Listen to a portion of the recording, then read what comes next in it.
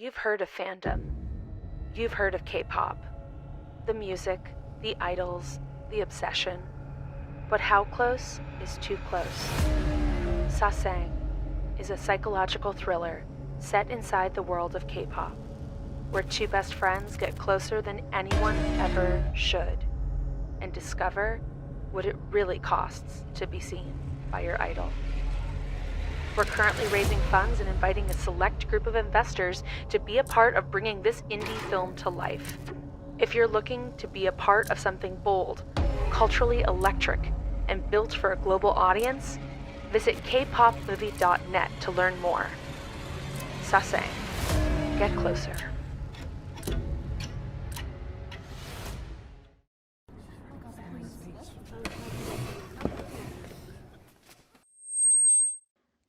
Hi, everybody. My name is Lindsay, and I'm a Bravoholic.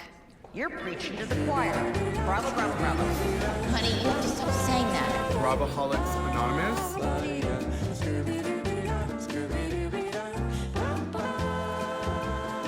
Hi, I'm Cass from Keeping Up with Cass, and I'm a Bravoholic. Well, welcome to Bravoholics Anonymous, your weekly support group for all things reality TV. And if you're new here, this is a safe space where Bravo addicts and pop culture obsessives come to break down the drama one meltdown at a time. And at this week's meeting, I'm really excited to bring to you another Bravoholic that I love scrolling by on TikTok. Everybody, please welcome Kassy Allen. That's me. Hi, I'm so excited to be here. I have to tell you, I only have probably 3 or 4 Bravo friends. So anytime I get the opportunity to talk about Bravo or just reality TV in general, I'm through the roof, so excited. I love that. I kind of created this space because that was a problem for me. I'm like, nobody understands these shows the way that I watch them. And so right. I wanted to, when I started seeing more people on places like TikTok or YouTube, having certain discussions, I'm like, oh, I want to be involved in these. How can I create a space to bring more people together to dissect the shows we love at the level we want to do it, you know? Yes, but we surely do. We're basically surgeons, okay? We really are dissecting these people. And okay, so Kassy, if people are finding you on TikTok, your username is Keeping Up with Cass, and I will link it below for anyone listening or watching on YouTube. But is that related to the Kardashians? Did you originally make that username because of the Kardashians? Okay. So the reason I made that username, at first it was, so I'm an esthetician, that's my daytime job.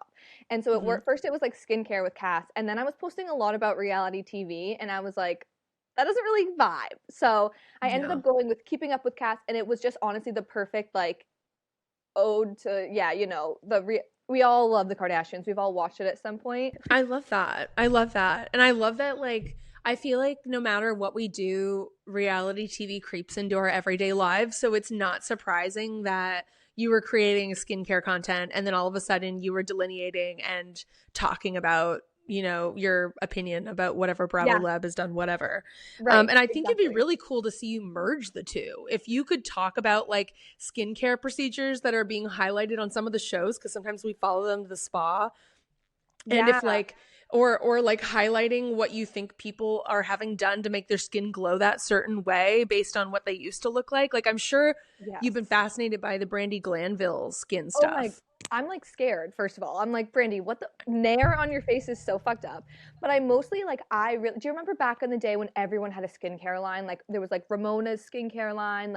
That is my dream. I'm really hoping that they all start to get back into it. I know Tannen from keep calling it Shaw's of whatever, but the Valley Shaw's, but the Persian style. I know she has wasn't really enough for me to it's an oil. So doesn't really whatever. But my dream is to review all of them and just tell people is it worth your $400? Because we need to literally get some samples of Whitney Rose's products now that she has the line back. And then we need to have you come on and talk about it. I'm literally going to email the brand later and see what I can do. Because we did a blind tasting earlier in the Salt Lake City Housewives coverage where we did a blind tasting of Barlow and Angie's tequilas. Yes. And that was really fun. So I'm all about were they good tequilas or were you just No, they are. tequila. Honestly, they are. It depends on your type, how you like to consume it. So Okay. I'm really knowledgeable in the agave spirits world, I and love so it's that. kind of like, are you sipping something or are you making a margarita with it? Like if you're Right. making a No, margarita with it, absolutely. Vita tequila is really good. It's a reposado. Like Okay. it's safe, it's delicious for margarita, and even honestly sipping on it has like nice caramel notes. But Condigo, which is the brand that Angie is like a spokesperson of, the Rosa line specifically, is it tastes like a lot more ancestral distillation, so it's stronger. It's better for sipping because those natural flavors are coming out. They're both good for different things. That was our Right. conclusion. But at the end of the day, blind taste test, Vita won. So Interesting. that's Okay. just how I'm it went. also Yeah. beyond being an esthetician, I'm a bartender, and so I'm like a mixologist of like my family, my friends. So we love tequila as well. Like that is definitely our go-to. And like what you're saying is reminding me of that like 818 tequila. Did you ever have that Kendall Jenner's? And it was like almost had like a vanilla like undertone to it. It's And we were all like, artificially flavored. And I'm not saying Barlow's isn't either, because right. before Barlow's current distillation location, they were distilling at one of 25 or 30 others, which usually tells you like they're using baby plants, which means there's no natural flavor, which means you have to put flavor Right. into it. But 818 is like legitimately artificial. It So was like we like put it with lemonade, and I was like, this tastes like shit. I was like, what is going on? Because a tequila lemonade is my jam in the summer. So like, what's happening here? And it was just mhm. like, yeah, it had that art and the like when you drink a White Claw, and it leaves like a film in your mouth. It felt like the same way with the 818. I was like, we didn't buy another one. I'll tell you that. It was not. Yeah. Yeah, That's gross. not, I mean, that's not a surprise. I remember one of my girlfriends who's a Taurus. This is important because she's a Taurus. Okay. So for her birthday, we rented an Airbnb, and one of the nights we did a celebrity tequila tasting night where we all brought a different celebrity bottle tequila. And so we had like Nick Jonas's like Rosa tequila. We had Terramana, the Rocks tequila. We had 818.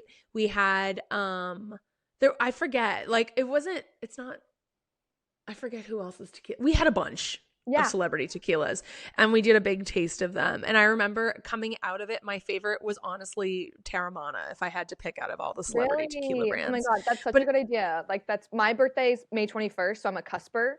So I'm cusper yes, between Gemini and Taurus. So that is like that is such a good idea. I'm gonna do that for you my should birthday do this it. year. I Yeah, mean, I if you absolutely guys are will. into tequila too, it's so Uh-huh. fun. You can buy Vita's tequila on their website. I know a lot of people like in the discourse online are like, you can't even buy Vita anywhere. And I was like, honestly, I logged in the website and I didn't have to even give my birth certificate. Like they shipped me 2 bottles. Like just Amazing. buy it online. Right. Oh my What's God, the that's drama? crazy. It's honestly better Right. than driving We to the buy everything store. else online, so buy your liquor there too. Yeah, who cares? And then you get Right. to actually try it. But don't say you can't get it, because Right. technically you can. Right. Um, Exactly. anyway, we went on a tequila tangent, but Yes. that's I'm totally sorry. cool. No, don't worry about it. So getting into TikTok, like what has really drawn you towards it? What are you loving about the space, and how does that apply to like the discourse of reality television for you? So I originally started on TikTok as literal exposure therapy because you definitely can't tell by my TikToks, but I have been like the amount of anxiety that I have about like saying my real opinion and like things like I couldn't do it. And so I looked at my husband and I was like, I'm just gonna fucking do it. And like what is the Mm-hmm. worst case that happens? 3 people see my video. That's ideal for me because I'm anxious. So it didn't end up happening that way. And I posted my first video that went like kind of buku was the about that I can't even remember now because it's such a stupid show on Netflix with the women. It was like, oh my God, oh Palm Beach, the Palm Beach show. Yes. And that one got really popular because I was like, can everyone chill the fuck out? I was like, Mm-hmm. this could become something that we really want it to. So like, stop hating on it. And the amount of shit I got in my comments, I was like, what is going on? And that is kind Yeah. of when I fell in love with like, I can say my opinion and people give a shit. Like they even if they disagree, like it's starting a conversation and I have the Mm-hmm. gift of gab, I'll tell you that. And so being That's your able, Gemini. it I literally, have that. I'm a Gemini, and I have a literally. Taurus moon, so I totally get it. Amazing. Yes. Well, that hence the podcast, obviously. Yeah. So yeah, I just was like, I just love like I said, I only have like 3 Bravo friends, and to be honest, I'm the most hardcore of all of my Bravo friends. Like I'm 27, none of my other friends grew up watching Tabitha Takeover, okay? Like I'm tried and true, okay? So my Right. opinions, like, they're a little deeper. And so I was like, I'm just gonna put them on the internet because there has to be other people like me. There has to be people that have, been watching this since before they should have been watching this. And maybe I can connect with them. And that's exactly what happened. I got to connect with them, and it really just kind of like filled my cup. And I love hearing that, because that's truly what really caught my attention when I was consuming your content online. I was really drawn towards the fearlessness that you had expressing your opinion about something, because I think a lot of people that are online there's different types of consumers, right? There's Bravoholics that are water cooler consumers, and they want to be a part of something, and so they just want to kind of agree with the masses. Absolutely. And then there's like the people that have been viewing it since like season 1 of Big Brother in like 2004 or something. And so they have like this deep seated knowledge of like only competition based shows. Mhm. Then you have like the Kardashian consumers who are like, kind of like label whores and like are always going to opt for like who's flexing the most money. And then you have the people that are kind of the ultimate Bravoholics. I would put myself in this category that consume it all and have an opinion on everything. And it's not always the most popular opinion, or maybe it's based on something from a different property they've seen before and they've seen this happen already. And it's like, I love when someone's giving a fresh take, even if it might be a little controversial. Like, for example, the Palm Beach show. The editing on that show is the gold. It's like, I'm not saying we're not also, writing scripture based on what Right. their belief system is. We're Okay, sitting so that's back where I and was gonna judging go it. with this, is like, exactly, like, I'm not like, a lot of people in my comments were like, oh, are you whatever this political affiliation, and I was like, that's literally, you're missing the point. Like, Yeah. the point of reality TV is that we get to see how if I want to see how my best friend lives down the fucking street from me, like, I'm just gonna go to their house. Like, I want to see how these women who are going to Mar-a-Lago, and who, by the way, Mar-a-Lago's in fucking the news all the time now, like, Yes. it's just so, like, I want to see that, and I don't want to have to agree with it, but I can want to watch it. Like, that's interesting. Definitely. Like, Yeah, definitely. yeah. And I can see the cultural debate of like, oh, you're putting money in their pocket because you're watching a show. But I would argue in that debate that the greater reach of judgment and criticism amongst the female and the Bravoholic viewers as a whole is probably much more impactful for creating change than paying 5 people a minimum salary to show up on a reality show, because they're not getting big paychecks for these shows. They're taking home. By the way, people, like, if you gotta also, that's part of being a longtime Bravoholic, is like, that when they come on, sure, they're on a TV show, but like, they're getting thrown. They're not making money. They're getting thrown scraps, and then they hope this pops off, and they hope they can make another season. So like, hating on them is really, it's not the vibe. And also, like, I get also, again, like you said, putting the money into those people's pockets, but also like the reach that this can get to see from like an outside view of perhaps people who do believe in the same things as them, to like observe this and be like, wait, that actually is super fucked up. Like, that's powerful too. So that one woman that was like obsessed with being in Trump's presence and being in the president's presence was like deeply fascinating for me. I was like, oh my God, like this is somebody. And I was like, is this like an international prestige? Is it like a suppressed misogyny thing? Like, she feels like she has to be in the presence of the most powerful man on, like, in arguably the planet. I mean, I hate saying that all in the same sentence, but you know what I'm saying? Yes, it's just like exactly what you're saying. Deeply fascinating, the things that she would sacrifice and how she moved with those motivations. Absolutely. And you know what I find interesting as well is there was a couple different like cameos from different housewives in that show as well.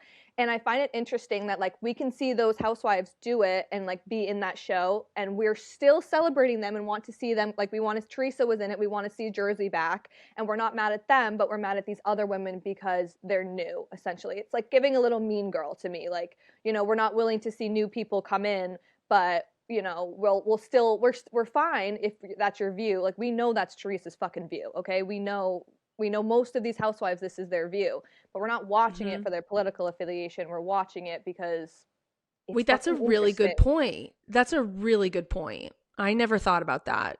Teresa didn't come under any fire for appearing in that none of show. only the new girls did. Like only the new girls, that which is like I mean, Jill Zarin's just Jill Zarin and she just fucked herself. But like no one was saying, oh, because Jill Zarin's friend is on this, like she was getting heat. She was getting heat because she just kind of showed her true colors. But Yeah, no, I agree. And I think it's just like I mean, the thing about the pop culture opinion and how it affects reality TV stars is it does have an impact. Like there have been seasons of shows where producers use popular opinion to leverage if somebody is a salaried cast member or not. I think about Sheena Shea, and I like read Sheena Shea's book, and it literally changed the way I think about Sheena Shea. I'm not lying to you. I'm going to do an episode where I break down like one thing from each chapter in that book that I thought was the most valuable for people that aren't going to consume the book. right. But if you can take the audiobook out at the library and listen to it while you're like on the treadmill or something, I think it's worth it, because just to hear her dissect her perspective of how things go down. And the biggest thing for me is that Sheena is not afraid, like Tom Sandoval, as problematic and as controversial as they are they're not afraid to put in the work. Like if you're a producer on Vanderpump, you know you can call those two people to do a certain scene and they're going to show up and do the scene. Season 8, when they were trying to bring in all these newbies and mix them with the veterans wouldn't do any scenes with the newbies, and none of them were working at the restaurant. So who shot a music video, who started a love triangle, and who like did all this and started a fight with Dana? Sheena. And she wasn't even a salaried cast member that season. They demoted her. And that's why we got sick of her, because we saw her too much. But she was doing the most. She was creating the show for us. And same thing with Tom Sandoval. Like, I obviously despise what he did, but like we're years past it now, and Mariana's doing whatever. But Tom, like, he's aware that he fucked up, and he's like he's on House of Villain right now. And I started watching that, and he was like, I don't know. So good. Yeah, he's like, I don't know what I'm doing. And he was like, just kidding. Obviously, I know. Like, I appreciate that. The singing on the Traitors, like he just is so like annoying. Like, you know what I mean? Like he's consistent though. He's consistent, and I love consistency. Yes. Like he yeah. was a shitty person before. He's a shitty person still now. Like he's always gonna be a villain, but we need a villain. And he's a villain in a way that like Jax you know how Jax is like the worst type of villain. Like he is like Jax is actually so dangerous. Like exactly. He's like actually like a problem to society. Tom Sandoval is just a problem to his friend group. Yeah, and not even his friend group. I would just argue his partners, because he's still incapable of doing the reflection needed for, you know, being in those kinds of relationships. But at the end of the day, like, I'm not watching reality TV to see healthy people. No, like I want to see people be pieces of shit, and I want to see them have to face the consequences of their actions. But I don't want to see it repeated over and over again. I don't want Lala Kent to be bringing up the same problem episode after episode after episode. That's why people got sick of Rinna when she was on Beverly Hills. And sometimes I blame someone who's been watching these shows for a long time. I blame the producers, because they are prompting them when they go into those scenes. When they go into their stuff, they're like, okay, Kassy, just remember the last time that you were with the group on the last trip, Dana said that you were a sloppy whore. Okay. So go. Like, that's what they do. And so because Rinna is a consummate try hard professional, like Sheena, like Tom, they all have the same gene, I would say. Yes. They show up in the scene and they're like, what do you need me to do? Got it. Here I go. Yeah, Kim, you're acting crazy. Are you on crack? Like they'll give you what you need. Absolutely. And then there's the other, I always take it back to the start of it all. I say it's like The Hills. And you're either like a Heidi Spencer or you're an LC. An LC type reality star is going into the scene and just trying to be authentically them, and they're reactive. And then you have the Spencer Heidis who go into the scene and know that they have to draw something from the scene. They're the professionals here. Right. Even though LC's the star, Spencer, that show wouldn't have worked without Heidi and Spencer doing all the shit they were doing. And that is why we don't give a fuck what Lauren Conrad is doing right now. And we care that Spencer is selling fucking crystals on wherever, like, you know what I mean? And like, running for LA mayor. Right. Like, that is why I watched all of his videos about watching or listening to Heidi's show or song, and then all of him about like his house burning down. Like, I was invested. I'm a Spencer fan. Back in the day, was I? No, Spencer's the worst. But it really does go to show, like, though that type of character, that's the long game for you in this reality Yes. TV.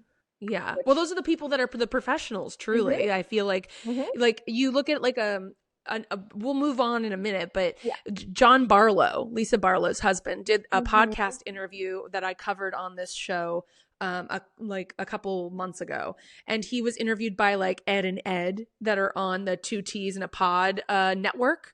But John Barlow's interview was deeply fascinating because Really? Okay. a lot of it was questions being asked to him about what it's like to be a house husband.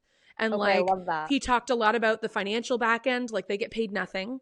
Their cooperation to show up on the reunion is like part of the package deal and their wife's deal that strengthens their deal, knowing that the spouse and the children are involved in making the show also, even though they aren't compensated individually.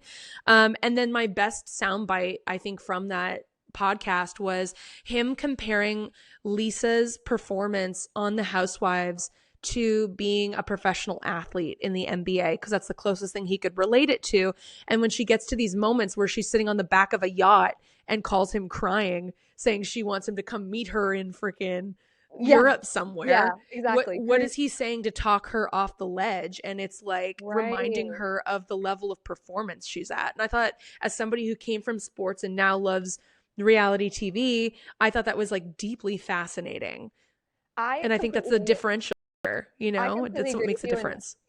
As someone who has gotten my husband into reality TV, he's not Housewives level, I'll be honest with you. I have a whole theory. What is he, Below Deck? He'll dabble in Below Deck, but I would say Love Island. And I got him back in the day when Big Ed was on 90 Day Fiance. He'll watch that with me occasionally. So, but he's pretty good. Like anything on Netflix, Love is Blind, he loves that. But I have a whole theory on my my TikTok that talks about like categorize reality TV based on the man you would watch it with. And so my husband reality TV is like when they've kind of gotten in a little bit, which is the Love Island, because there's so many there's hot so many people. That. But I compare it to sports a lot, where if like I'm watching a reunion, I'm like, this is my Super Bowl, this is my champion, whatever. I don't know any sports references, so forgive me, but Super Bowl, whatever Stanley Cup, like that is what this is. And he's like, honestly, you're right. Like you watch these people all season, and then the end is when they all come together and like fight it out, essentially. So the parallel is there, because I feel the way about sports that my husband feels about reality TV. Like I'm like, that is so fucking boring, and he's like, ditto, babe. So I don't even know how he can say ditto, because honestly, reality TV is way more interesting. So like when you think about the reunions and what they're going in with, and how they're positioning themselves for the next season, or like trying to control the narrative of how they appeared on camera. It's so deep and so interesting. I think it was the Valley season 2's reunion where some of the talent started whispering under the mic at the reunion, and they were editing in the whispers. And I was like, this is the start of something we're going to start seeing a lot of in the reunions. And it's going to be strategic whispering. Like literally, if you don't want to, for the people that are like, for like maybe a Vanita on Southern Charm who's like less confrontational, this could be some, or if you were going up against a Barlow who'll just scream over you incessantly, whispering into the mic might be the way to get your narrative across without having to face the direct conflict. So I was like, oh, this is going to be a new tool. I feel like in every cast we have a whisperer. Like Vanita is the whisperer. Like she is an under your breath. Like that's a common thing, I think, in friend groups. You have someone that's like, well, that's not right, or you know, they say something under their breath, and I do think we're missing those little things. And I remember back in the day seeing people like chatting on the couch, and then Andy having to be like, what was it that you were saying? And like now we can kind of just keep it rolling without having to like backtrack to what they were saying. Like I'm enjoying that, like, you know, whisper of it all as well. If you were trapped on like a desert island, or you were in prison and you could only watch 3 reality shows, what 3 reality shows would you pick? Okay, so it obviously changes like week to week and season to season, because that's just who I am.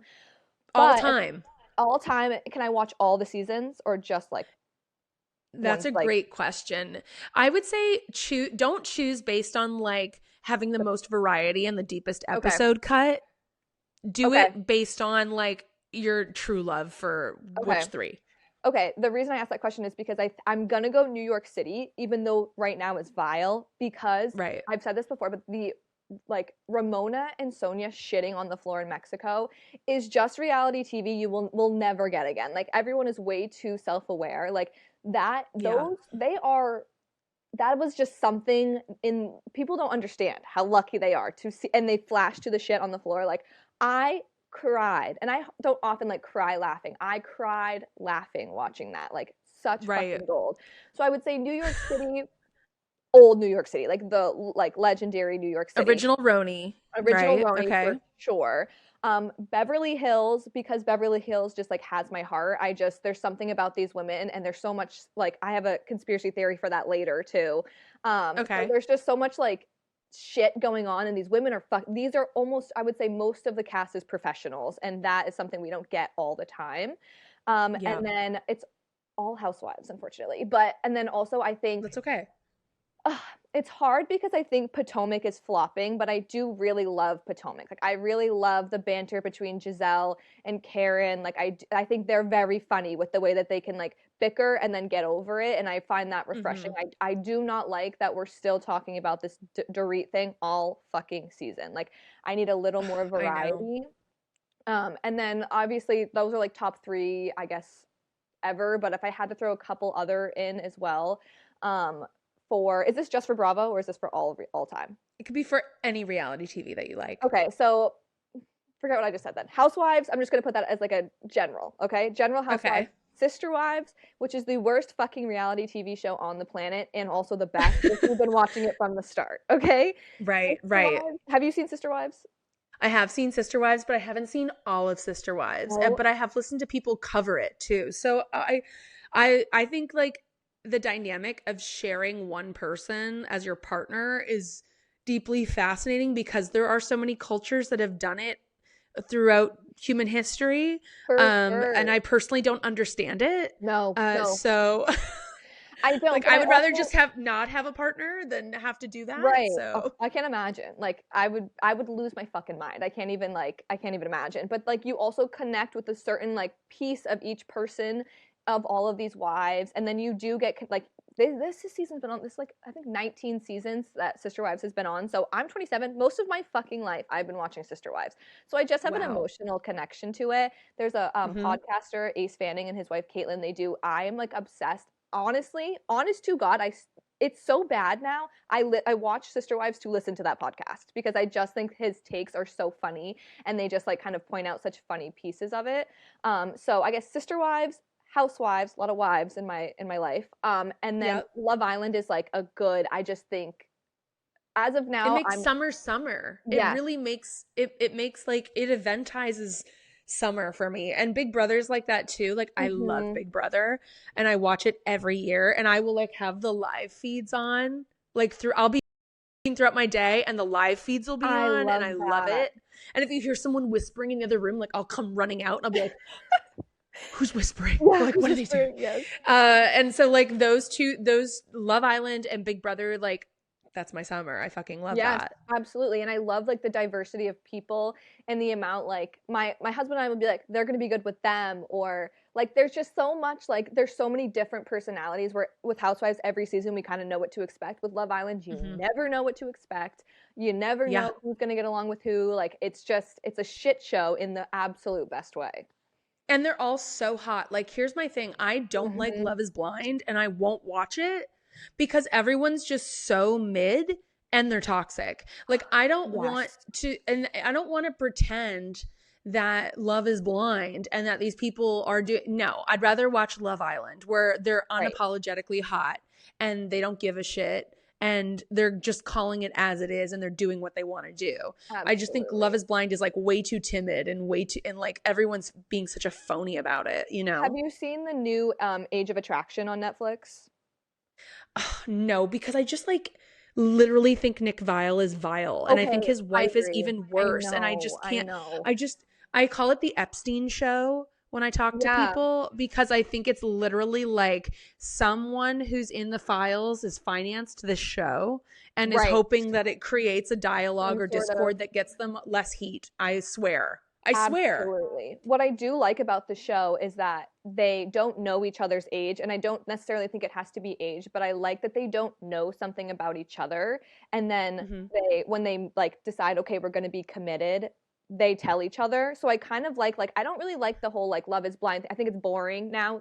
I fast forward. I don't even watch the fucking pods because I'm like, you guys aren't talking about anything. I don't care. Like, let's get to it. But they do still live together, and then they have to talk to their kids. So we're getting that like more reality TV-esque with the Age of Attraction. Cool. Okay. So I think like I do agree. It's very strange. Like Paige DeSorbo on her podcast today was like, so we learned that age does matter, and I was like, absolutely, like absolutely. Yeah. But I like that. It's like Love is Blind without being blind, if that makes sense. Like it's like no, it does. It totally does. It's like if you're fast forwarding the pods, then maybe this is a better show for you. You know what show? Yes, you want to talk about dating shows with age group differences? Did you ever watch the was it like the MILF show or like the Cougars? MILF Manor? Was it MILF Manor? Yes. Did you watch MILF Manor? I watched MILF Manor.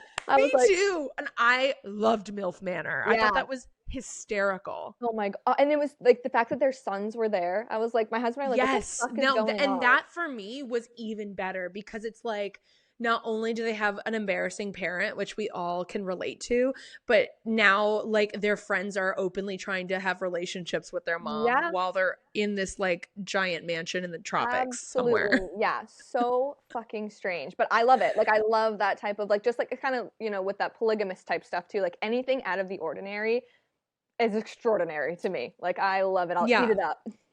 I love that. Well, what was the first, was Love Island like, or what was the first reality show that really got you hooked? Like, what was the first thing that you sunk your teeth in? Was it Sister Wives? No, I'm gonna give you a fucking blast from the past. So there's two because they're different types of reality TV. I would say. How It's Made on MTV. You remember when they were like, I want to be a cheerleader, and then they start doing like, you know, backflips. Yes, that was a great show. Phenomenal. And then Parental Control. Whenever your parents got to like pick the guy you're going to go out on a date with, and they had to sit with the fucking boyfriend in their living room and watch their like daughter or son or whoever go out on and be like dates. He's great, he's much better than you. Family that man. Was so toxic. Like it was so toxic. I was like, give me more. I was like, I can't get enough of this. It was so good. Room Raiders was on during that era as well, and I remember the Zac Efron episode where he went through a girl's room, and I was like, this would be my worst nightmare. Yes, like to have Zac Efron go through your room. Oh my God, yes. Yeah, that's what really got me hooked. And I was like young. Like I was in like middle school, and I was like, it unlocked a piece of me that I did not know would like bring me through my entire life. But then and now here you are. Yeah, and I've watched like, you know, Trading Spaces with my grandmother. Like there's always been a touch of reality TV, but I don't think it's ever been like as like those two were the ones that were like, oh, watch other people's behaviors type of shows. Yeah, How It's Made was like a really interesting show too, because it would show like what these high school kids really wanted to do but were like afraid to pursue. Like some of them were like, I want to be in the school play. Right. And it's like, instead of just going out for the school play, they needed to like hire an acting coach and have MTV follow them with cameras to like do it. I know. Like, which is like so much embarrassing. And I feel like that show had a few episodes where they wanted to tell like their best friend that they were in love, and so then they had the branch off show where it was like, I forget what it was called. Let me look it up. There's an MTV True Life? Was it True Life? Show where you tell your best friend you are in love with them. What was it called? Friend Zone. So I feel like a couple times they told their best friend that they were like in love with them, and then they made the Friend Zone show where it was only about people telling their best friend, and I loved that. I love that. That really set the tone for Catfish, which is another show that I really love. So good as well. It's so funny, and now that we're talking about these shows, there's these, I wonder like I guess what the formula was that made those shows drop off and allows Housewives to stay as consistent, because Housewives was still happening during a lot of this as well, maybe a little bit later. But if you think about it, like Housewives got fucking we're still in it. Like we're still in it and we're growing. And then these other shows were just like nope. And I think it comes down to like being too aware for TV. But it is interesting that we grew up on these shows and then they went away. And I grew up on Housewives and it's still here. just because you prompted that question, it got me thinking. And I think another reason that could be is because there's like a reoccurring lore. And when things get rehashed and re-brought up, it feels like you are more ingrained in That's it. so So true. I think about like Southern Hospitality right now because it's on its 4th season. It's doing great. But I remember season 1, everyone was bitching that it was a terrible show. Yep. Why are we doing another show in Charleston? These people aren't even really friends. All the stuff they're saying about Vanderpump now, and mark my words, by season 3, they're going to be loving Vanderpump. Absolutely. Yeah. But it's like everyone shit on it and now everyone loves it. And why do they love it? Because season 1 and season 2, they laid this foundation of drama that might not have mattered to you in that moment, but come season 3 and season 4, when things are being recalled, or if Bradley is referencing Maddie lying about him getting a blowjob in a back alley in season 1, so he started this lie about her ex-boyfriend who was a cheater but maybe didn't cheat at that time, to now getting it to season 4. I use that as like my sample study. And I really feel like what keeps us ingrained in Housewives and these other shows going even longer is that we're recalling the drama. And I think about shows like Southern Charm that are in later seasons and aren't doing as well or feel one note. Right. And it might be because they're not calling up past drama and relationships, or it's the same fight over and over again with like an Austin and Craig. Right, exactly. And you know what? I think that brings a good point to like, we have an emotional connection to them. Like at first season 1, we don't really give a shit about them. I'm like, like they're kind of boring. Like they could never be Kristen Doty. But now that the season's over, like I have an emotional connection now to Shane. Like I love his sober journey and I love all of that. So I think it definitely is like, there's so many factors, but you're exactly right. It's like that repetitiveness is what we really need. Yeah, I feel like there had to be. I'm surprised Catfish got canceled, and I think that was just like a legal thing between like Paramount being sold and like actual entertainment industry stuff. I think it could totally come back up again and be a thing again. But I just, because like that show was so good, and when there would be a reoccurring catfish that came back and was caught again, those were the best episodes. Well, and I think what we fell in love with Catfish was Max and Neve's like chemistry. Like they're just like, we fell in love with them. That was our consistency through each episode, was them and the way they acted. Like that was wonderful. And when Max left because he got a good opportunity to be a producer somewhere else, like that kind of changed everything. And it just, that's when I stopped watching. I was like, it's not the same. I don't know who these other people are. So it makes me wonder, like, if they did do it again, I feel like it would have to be like, you know, like a duo that's like has a lot of chemistry already. I loved Cammy, but they did do 2 seasons where they rotated hosts to see who was going to resonate best, and that's probably where you fell off. Yes, exactly. Yeah, because Cammy came on and she was like the strong woman that wasn't afraid to like say straight what it was. Like Neve has always done a good job of coming in and being approachable, and that's why Neve goes to the door and knocks on the door and gets the catfish to come out. But like Cammy would be the one standing beside the person that's getting catfished and would be the one to be like, yeah, well, that's not right. And like that was something that Max didn't bring either. And so that's what really won me over on Cammy. So you have a gift in your back pocket of really binging those episodes when you have free time, because there's some really good ones. That is absolutely where I fell off for sure, was when they were switching them out. And I was like, I have no interest. It was hard. Yeah. I was like, I don't know what, like I have to learn about them and I have to learn about these catfish people. Like I have no idea. So yeah. Well, and half the hosts they were bringing on were like nobodies. Like maybe they were influencers, but frankly, I had no idea who they were. Or they were like recording artists like Oscar. And I was like, who's Oscar? Like what? I was like, I don't care. I want someone I can relate to. They couldn't get Kathy Griffin or someone to go do that show. Like come on. Exactly. Like, anyway, okay. Well, what 3 Bravo celebrities would you save if they were all on the Titanic? Let's say there's a Bravo cruise ship and it's going down. Who are you putting on your boat? Oh my God. This is specifically hard because like I said, it changes pretty much every week. Like every new episode that comes out, who am I saving? And I guess it comes down to like for me, it's who I have the most like emotional connection to. And I literally hate to say it, but Lisa Rinna, I'm saving her. I love her. She has like she's like the golden years for me of Housewives, like the Munchhausens of it all. Like she just was a force to be reckoned with. Her on Traitors and her outfits and just being crazy. Like it was so nostalgic for me.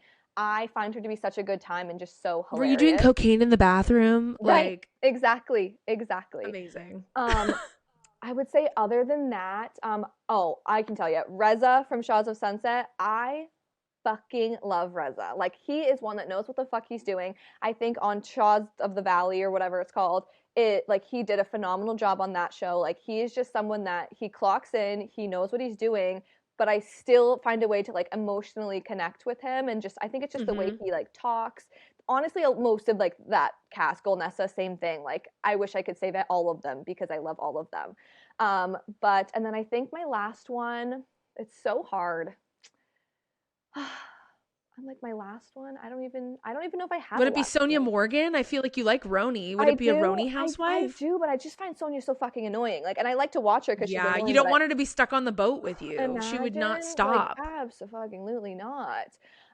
But I guess otherwise, I think it would be. I honestly don't think I have another one. I think I have two people. Okay, just Reza and Lisa Rinna. Yeah, That's a really Reza, compatible lifeboat. honestly, right now, I think this week I would say, and this is actually like the craziest one, is Sally. I really like Sally because I think she's the only thing interesting about Southern Charm right now. And as much as Me too. yeah. I'm a Sally apologist, and I get like, a lot I'll of shit on for her it. all day. I'm like, she's a pick me, like she's doing all this shit, but also I would not watch Southern Charm if she wasn't being a pick me and going from Craig to Austin. Like, I wouldn't watch it. So If she was perfect, she'd be so boring. Like, she's already gorgeous. She has to have something wrong with her. And I think she fits really well in that cast. I think she is exactly the emotional maturity that we need on that cast. She's the same as Austin. She's the same as Craig. Like, yeah, I think this is the reason Sally survives and Charlie doesn't. Charlie got put, like, Sally knows what she's doing and she has goals and she's going out for it. And whatever course of action she's choosing, right? You can debate her moral or ethical guidelines of trying to hook up with a bunch of people on the show.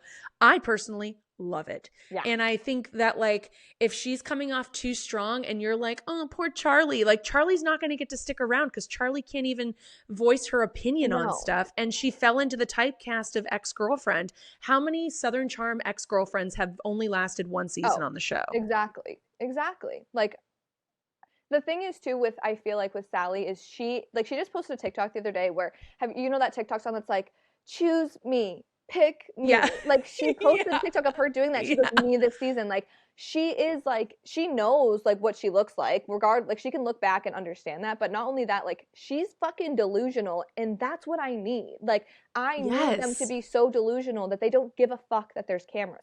If you're not so delusional that you care that there's cameras, you're not going to be your authentic self, first of all, and you're going to be fucking boring. Like, Charlie's very aware that there's cameras, very much not interested in being, seen as a certain way, where Sally's like, I don't give a fuck. Like, she actually, on one of my, which I'll talk about this in my conspiracy theory, but she commented on one of my TikToks, and so I was like super excited to be like, let's see the reunion and see like what she, like, why she thinks that I'm so wrong about my theory, and nothing fucking came of it. And I was like, impeccable. Like, literally, you said something with no legs to stand on. No backing. Yeah, no backing. You just were like, you're wrong, and then couldn't prove it. I was like, great. I love that. And I feel like we already have Vanita, who's so afraid of confrontation, on the show. We can't have another person afraid of confrontation on the show. Absolutely. And like, low key, Charlie's stunning, but I like Vanita more. Yeah, she's just another Paige. Like, and Paige brought something to Summer House, but she brought nothing to Southern Charm, which is fine, fair. But that's what, like, I honestly think Vanita would be better on Summer House. I think she would do better. Like, I think that's more, those people are more like her vibe, honestly. And I think that I've said this in my TikToks as well, but her and Sally have such an like anxious attachment style to each other that it's creating like a visceral reaction in my own body that I'm like, I can't. Like, super toxic relationships or friendships where you're like codependent as fuck, and then you look back and you're like, that is so embarrassing. Like, that is how I feel looking at her and Sally, and you can tell because they're mad at each other for no fucking reason. She's like, don't come crying to me. Like, it's just so emotionally immature that it's like, I can't watch it, Like, I want the delusional emotionally immature where you're trying to fuck this person, then you fuck their friend's best friend. I don't want it like that, No, I get it. It's very triggering. And I think to pull back on the exposure therapy that you find on TikTok and relate it to the Bravoholics universe, like, I think that's why so many Bravoholics have so many visceral reactions to different characters, like the pick me character, because we've all had the friend or been the girl that for a very long time was like validating ourselves based on how men looked at us or how men wanted us. And so I think that's why so many people are like disdaining Sally. But when she stands on the porch at the Charleston Day gala and is like calling out to Austin, and Austin turns and they give us this like total rom-com movie and they're both in the Delu and they're both buying into it. Like, I'm sorry, that was my favorite moment of the season. It's like, did all of Sally's chasing and all of her stress come to this one moment on a porch? And it feels so Southern and so cinematic. I'm obsessed. And I don't care if she is like running friend to friend and wanting them all to sleep with her. I'm here for the arc. Like, Sally's going to come out of this. Absolutely. And she's going to be a Madison type, and she's not going to be like Elaine, who we haven't seen. So true. We can also identify with her, I feel like, a lot. Like, how many times have we been put in that position where we're like, do we choose the boy or do we choose our friends? And like, at least once in our lives we've chosen the fucking boy. So it's, being able to see ourselves in these people, I think you could get that a lot more in like those like co-ed ensemble casts rather than like the Housewives. The Housewives, I'm just here for all the delusion. But in like, Southern Charm Summer House, you can really see like, oh, I've fucking been there, Sally. Like I remember it. Same with, Vanita, like we had that friend or we were that friend. And so it's really interesting in just how it affects different people, I guess, is the moral of that tangent. No, totally. And without Sally this season, we just listened to Craig like bullshitting the whole time. On and on and on about fucking. He is a narcissist, okay? I'm like, I don't care what anyone says. He's such a fucking narcissist. Absolutely. Do you like the one thing I love about the Bravoholics universe is like how quickly we're like goldfish brain, like we forget how quickly like how things, but like Craig has always been like this. Like his most defining moment to me in his lifetime on Southern Charm was when he lied about law school, when he was lying about graduating law school and lying about writing the bar and studying for the bar and doing all this stuff. Like, I'll never forget that, because that felt like such a deep betrayal for Naomi. Yeah. And I think that was just so defining of him. Like, he didn't respect his partner enough to actually be transparent about what was going on. And it's what, his apologists will be like, well, he was afraid. He was and I'm like, he's an adult. Yeah, he's a grown up. Right, exactly. And he's choosing to live with somebody and he's not telling them what's going on. Like, that's not forgivable. Right. And so for him to start there and still be where he is today, voting how he wants to vote and standing up for the things he wants to stand up for, and like not taking the worm on the hook of like maybe aligning with someone like Vanita, who's bringing cute towels to a party as like an apology gift. Like, instead of him like taking that as a peace offering and moving forward, like, I'm like, how are you gonna have a female business, like literally selling his biggest consumer is women. He's like, over 65-70% of his consumer base for his business is women. I just don't understand how that's not like cognizant in his mind if he wasn't a narcissist. Right. Well, exactly. Yeah, exactly. And I think you bring a good point with that goldfish brain too. And I think that's honestly like some of the beauty of us as Bravoholics, because I promise you, if Austin and Craig make up by the end of this reunion, I'm excited for next season. Like, me too. Like, I'm like, it's the same fucking shit every season, but I'm like, if they make up, like, I'm fine with it. And I also, with Craig and his pillows, like, we got to see everyone was like shitting on him for that, and it like represented for probably a lot of us that dream that we didn't go for because people made fun of us. So like, again, seeing ourselves in someone else, like, it's just very I totally agree with you, and I completely agree that if like he has to be a narcissist, because he's not like, if his business is so important, like, you're not thinking about your fucking consumer, like, you're just kind of like honestly kind of just scaring them away. Like, I've never bought anything from his, I will never, not because just it's too expensive, to be honest, for a fucking pillow, but also just the taste isn't there. It's not my design style, unless like myself or like a loved one bought like, you know, like a beachside cottage or like a boat, and they wanted Right. like a cute accent pillow for the boat, like then maybe like a pillow with a crab on it would be interesting. Right. But even still, like the But price on those fucking pillows, I'm like, what am I gonna, I'm just gonna, and it doesn't come with any pillow stuffing. It's just the case. what the fuck? Like, what am I I doing? What am know, I it's doing with that? And crazy. like, then I'm gonna be so scared. Oh, I spent $125 on this pillowcase. I don't want anyone to touch it or ruin it. Like, it just doesn't. I'm like, doesn't really Yeah. make sense to me. But whatever. To each their own. If he's making money, make your money. But Yeah, literally, they're buying the pillowcase the same way I bought Kristen Doute's engagement T-shirt off of I love her James May website. So I love that. I'm working out in the shirt, the Polaroid picture of Kristen and That is amazing. whatever her husband's name, Luke. That's it, Luke's. And you know the strangers, they're like, oh my God, what a supportive friend. And you're like, I don't actually know her. I just No, literally, only the ones that know yeah. tell me I have a great shirt. Like nobody else is.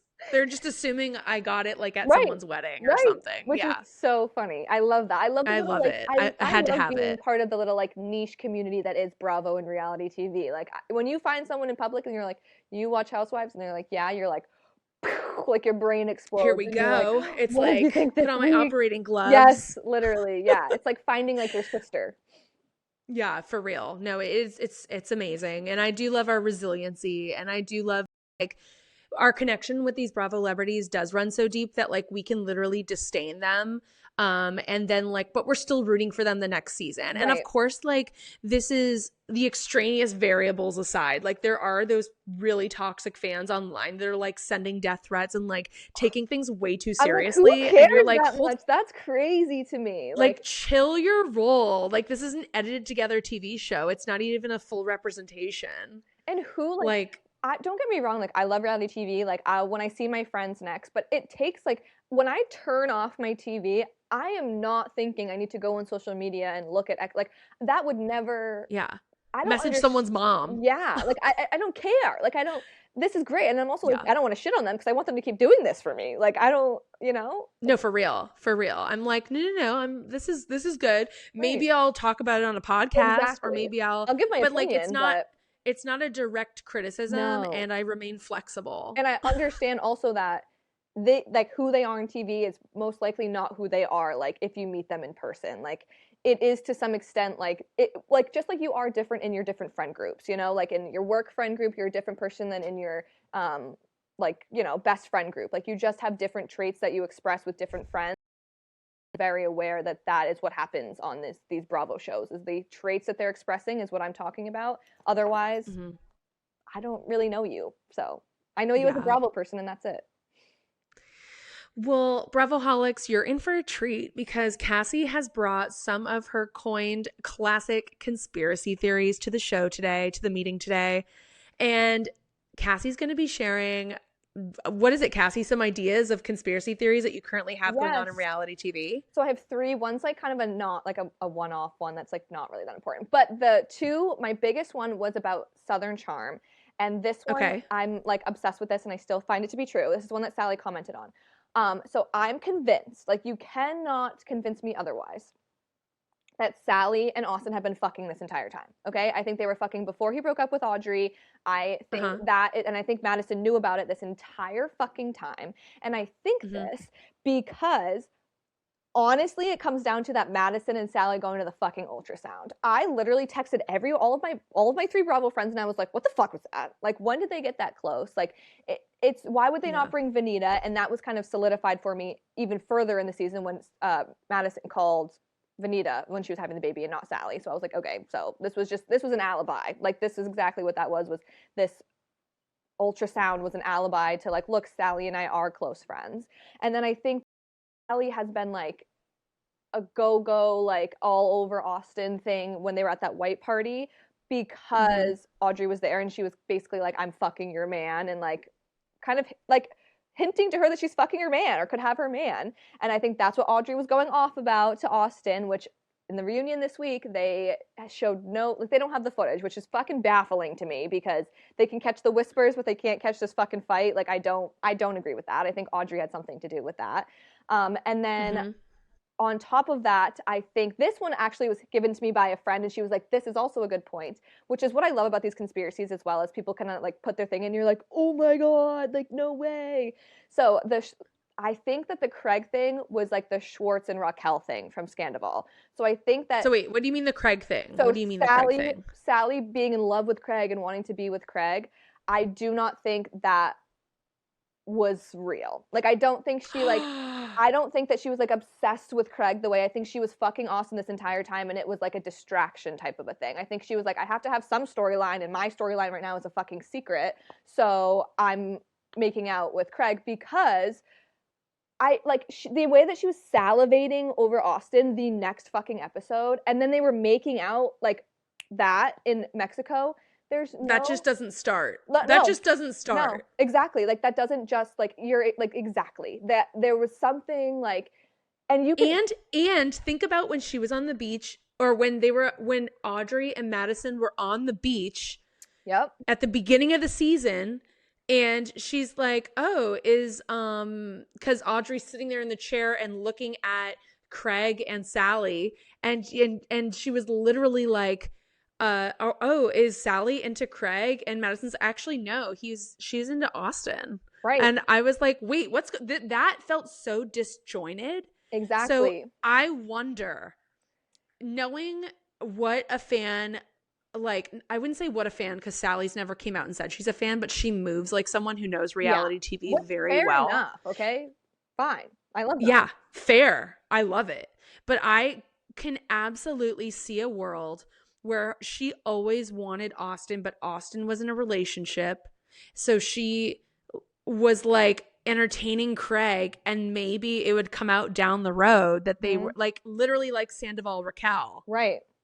Right. And Schwartz. That's like just. Now I see what you're saying. You see what I'm saying? Where like she was like, yes. And I think even if she wasn't like doing it to like hide it that she liked Austin, I think she was like, I have to do something for the show. Like, I think it was like more than just like, I just don't think her liking Craig was really in the cards, because I think she got over that very quickly. And then she brought it up at the fucking finale. And I was like, Sally, let it go. Like, you're already making out with Austin. Like, you're just bringing this up now to have like, she just keeps keeping it as her storyline, because like, what else does she really have other than the whole Craig Charlie situation, you know? Yeah. So I think that, and then people have been adding on actually in my comments, and they say they think that they agree that Madison knew about it, but they think that Madison is jealous, which I think is crazy, because Brett is 100 million times better than Austin. 100 million, But, bajillion. Yeah, but I was like, I think that's also interesting that people are like, yeah, I think she's like the jealous ex that's like, you know, I don't know. No, I think Madison's like Austin's like TV mom. Yes. And right. I think like anything that Austin's doing, they're going to bring it to Madison, and Madison's going to find out, and Madison's going to have a narrative on it. Even in the reunion clips I saw where Madison will like check Austin, and he'll be like yelling over someone else, and then he'll stop if Madison talks. Right. Like there's this weird maternal respect thing that's happening there. Which is just and I don't know how that fits into his his therapy sessions, but I know. I think too, a lot of people are bringing up that like all the guys were like, well, what are you doing with Audrey? What are you doing with Audrey? And it's true. Him and Audrey had a fucking like he wasn't happy. So for him to be like, I'm not happy, like or I was happy whenever he said that at the reunion, like makes no sense to me, because then why were all of your friends asking you when you were going to break up with your girlfriend? You know what I'm saying? Exactly. Like, so no, he even when he was in the freaking Harry Potter outfit and was like, no girls are going to hit on me tonight. I was like, wait, what? You have a girlfriend. Like, why would you even make a comment like that? Yeah. And he didn't seem fazed by Sally being like, I want your dick, or whatever she's like. He didn't seem fazed by it at all, which just let me believe he's comfortable with it. He's comfortable with making out with her. Yeah, he loved it with her, like being all like that. So yeah, I think they've been fucking. And that's what Sally said. She was like, you're so wrong, or something like that. And I was like, girl, you better hope they release that fucking tape of Audrey and Austin fighting then, because that's the only way to clear your name right now. I would love that. Yeah, that would be really crazy, but I could see it. Like the down dog, that could have went two ways for a girl. That could have been offensive because he called her a dog, but no, it was literally like foreplay for Sally. Exactly. She was so into it. Exactly. And the reason, because it was a public acknowledgement, and I fully believe this is the thing too, is like Sally is stunning. Oh yeah. So like she's used to being the hot friend that gets the guy. So I can see like if she was waiting for Austin to end this relationship thing, and maybe they're having a little dalliance here and there when they are at the same party at the same time and Audrey's not around, or if Austin's seeing Sally out at the bar. He called her a bar rat. I know. In the reunion clip, and I'm like, takes pot one to know calling one. the kettle black. Yeah, Austin. literally. How would you know she's out 4 days a week if you're not seeing her out 4 days a week? Exactly. And but anyway, like I believe that they have these little dalliances, and even if they weren't like having a literal affair, an emotional affair, or just literally crossing the line with their flirting and stuff. But I also think I could see that. And then in the meantime, Sally's bored, so she's like going to Craig's hot tub after she goes to the bar. Right, exactly. And I think she did prove, and I also think she was trying to make Austin jealous. But I think she proved Yes. I think he proved to be a fucking liar. And I think they both at the reunion they were like, she's like, Austin, like say something about everyone's like, you're fucking, we know you're fucking. So I'm just like, it doesn't matter what anyone says, he'll never admit it, but I do think you're right. It was either emotional or it was physical cheating, because something was fucking going on. It doesn't. Austin's not a faithful person. No, he's never been. So it's like, to be like Audrey's the one that got away. I was like, he's the 1 millionth that got away. Okay, like come Did you watch Traitors? I watched a little bit of Traitors. I didn't watch I know what happens and everything, but okay.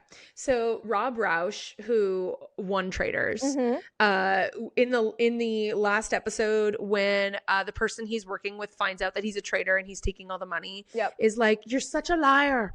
You're never gonna get a girlfriend." And then he shows up to the reunion episode 2 months later in a 2-month-long relationship with some girl from another state. And I was like, this is an Austin Kroll. Like, you literally just picked some girl in the Midwest to say is your girlfriend because your ego's hurt that she called you out. Yes, he's the Austin Kroll of Love Island. Like, he really... That's not a relationship. If they're in another state exclusively, that's not a relationship.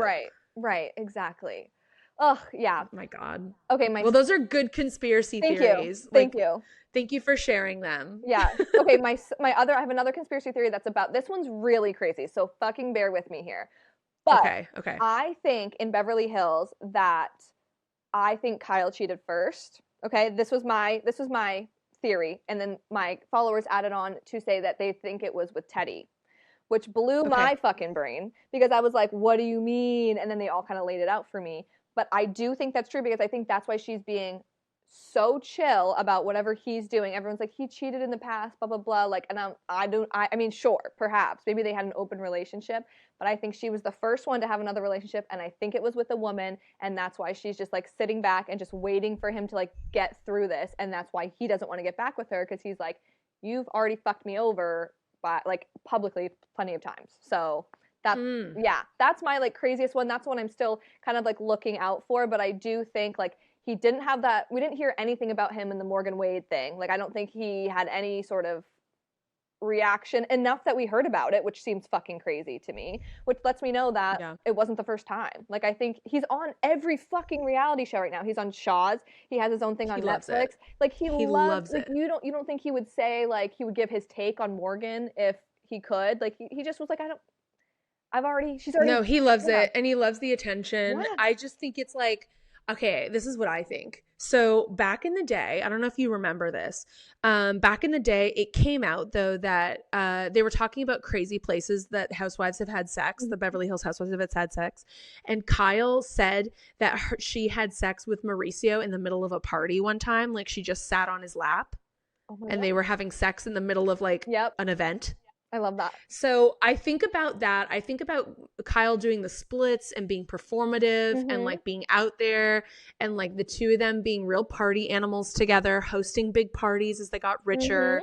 I think about that, and I think about, like, how long does someone really want to do that for? Right. And then I think about, like, Mauricio and his career choice. Like, he chases the dopamine hit of the house sale. Right. He's chasing, like, he'll chase something to get the big payoff. Yep. And so I think he's into that way of living. And I just think that, like, as time went on, Kyle couldn't keep up with those things. Yeah. So maybe he was going and partying. Maybe he was having one-night stands with other people. But I do believe that Kyle in those times was like having really deep intimacy with other women like Yes. Teddy Mellencamp. Right. And maybe it And wasn't they physical. might not It have could literally been yeah. scissoring, but they could have been like having an even, honestly, like in depending on what is more meaningful for you, I think a mental connection on a certain capacity is way deeper than a physical one. Absolutely. So I just think they both had different affairs with different people. Yes. And I but at think the end of the day, Kyle assumed that she would always go home to Mauricio and their family. And when she started traveling with Morgan and like spending months at a time in Colorado with Morgan, or buying a house in Tennessee to be closer to Morgan and all this stuff, like it brought them even further apart. And then he probably realized he didn't need to go home to her and he could get a girlfriend that's younger than his daughters. Right. Which is so like, I just think it like, I just think there's more to it than Kyle. And obviously Kyle plays producer, and that's like my biggest thing with her is she's like always fucking playing producer, and it pisses me off. I think it damages the show. I think that she's like keeping out a lot of key points here. Like there's something else. Like it's not just like, oh, Mauricio decided he'd rather be single. Like something else happened, and I think that sidekick was right back with her fucking e-cigarette. I think she was right that he would never emotionally fulfill her, and that's why she was with the women getting emotionally fulfilled. And then I think she probably just didn't want to have sex with him anymore because she was like, I, don't need to. I'm kind of getting my whatever I need from someone else, and it's not you. And then he was like, then it just kind of spiraled from that. So whether it was physical cheating or it was emotional cheating, I definitely think Kyle was the catalyst for the cheating. I really think that Kyle was probably doing a lot to connect with Mauricio early on when they had their younger family. And I feel like they have nothing to connect on. And that's so palatable when you see how much of the side for PK that she's taking. It's like you listen to how she talks to Dorit about her ex-husband and like the weird text messages last season with PK. Like, I'll never say anything about you, blah blah blah, like all this it's like unrequited, like PK's not saying stuff like that to her, and he's also not asking it of her, she's just willingly saying it. And I think it's just like she wants her to be on PK's side to Mauricio because that's the only thing they have to talk about. Exactly. Yeah, that's the only thing connecting. Like I honestly think she's desperate to get back. She wants her old life back, I think is what she wants. She wants that old life where she can like, I mean, he still pays for everything, but she wants that. It's like a midlife fucking crisis. She was like, I'm going to go get she's going through it. Yeah, I'm going to go get this like hot piece of ass essentially from wherever, and then I'll come back and you'll still be here. And Mauricio was like, well, no, I want a hot piece of ass and I want multiple hot pieces of ass. So and he's also like around the world going to different like agency openings in like Dubai and shit, like, and she's at home in a massive empty house, and I don't think that helps. Like I think if I was Kyle, I don't think she's even giving herself the space to consider her future life outside of that family. I mean, we saw her and I can understand why it's scary. Yeah. But she needs to downsize and like embrace a new way of life and figure out what that looks like for her, because there's no prenup in that marriage. She's getting a large share of his business, arguably half of the business. Yep. So the money thing isn't a problem anymore. I think it's just the fact that she's been afraid to face the relationship ending for years. And like, it's kind of crazy. And I just don't think, like, if she's not talking about Morgan on the show, she shouldn't have the power as a unwritten ghost producer, let's call her. Friend of, because that's she's giving us friend of. She's not giving she should get a demotion. Anything else. And I think when we saw her in Mauricio and Amanda's house, or their old house, which also I find it so strange that not one but two housewives have lived in the same fucking house that Kyle used to live in. Like, that's so weird.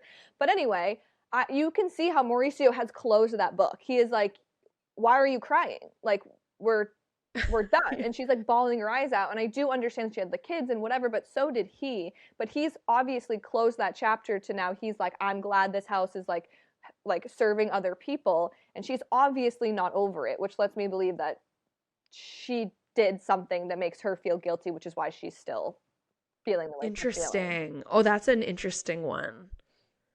There's just so much. And I also love that we can predict and we'll never know the fucking truth. Like, I love that. We'll never know because she'll never be honest. Right. No, never. My only other conspiracy theory is that I'm convinced is it Angela or Angelica, whatever, from Vanderpump? I'm convinced she's a robot. I just think she's a robot. Angelica's a robot. Yes. I could see that. I just She is bizarre. She was, something. and I know she was like a mid-season cast. Like they brought her in I think like episode 3 or 4 and introduced her as like the new hostess. Right. But that girl is weird. And I loved when Audrey read her for filth, Yes. even though it was not even like half of them weren't even jokes. It was just like insults Right, on stage. right. I thought it was amazing. Yes. Oh, Amazing TV. and also like that's comedy. So you can't really like It is. And I really think this new chapter of Vanderpump is like very reflective of the younger generation. I've served tables in West Hollywood. Yep. And I know where people are at. And it's like, there are groups of servers that would go to Mexico to get their tits and lips done on the weekend and come back the next week looking plumped up. There are people that are on OnlyFans. There are people that are like, everyone's just trying to survive, especially if you're working at SIR where nobody eats and like 8 people are sharing $500 worth of tips amongst all of them. It's terrible. And so I just think like the clout chasing is all on an equal playing field for all of them. So that's going to bring up really great drama. Yes. No, because they're all equally desperate here. I completely agree. I do think second season, because you're like you said, we're building that foundation. I think we'll like it more. I liked it towards the end for sure. I think there's like tweaks that can be made a little bit, but I think I love Natalie. I love Natalie. I do. I mean, I didn't think I was gonna love Natalie at the beginning, but now I love Natalie. I could do without and her song is actually good. It's like one of the better Bravo celebrity songs I've ever heard. I love a singing Bravo Leb. Like I go to like a workout studio where they have like classes, and one of the instructors, he loves reality TV as well, and I literally want to text him sometimes and be like, please just do like a Bravo themed. I think I might be the only one in the class, but I'm like, how he's also like we'll comment each other like different Bravo things, and I'm like, imagine we're just like doing a spin class to like Good as Gold. Like I can't even imagine. Like that would be just so iconic. And you could do like the Lala Kent and James Kennedy song. Yes. Ain't nobody got me feeling like I'm feeling you. Like I would just love it. I would love it so much. Maybe I'll text him after this and be like, you have to do this, please. Maybe at BravoCon, Bravoholics Anonymous will host a workout class Amazing. that is like all reality TV themed. That'd be so fun. That would be so fun. I love that. That'd be so fun. Okay, I have a question. Yep. You've been covering a lot of America's Next Top Model, the docuseries that came out on your TikTok feed. And I want to know which reality show is next to have a problematic docuseries exposing it all. That's such a good one. To be honest, think about it. Don't rush. I was not anticipating this for America's Next Top Model. Looking back and watching it, 100%, I get that now. But when we were going through it, I was like when I was like a kid, I was like, oh, like I watched it in COVID, and my friends and I were like, that's kind of fucked.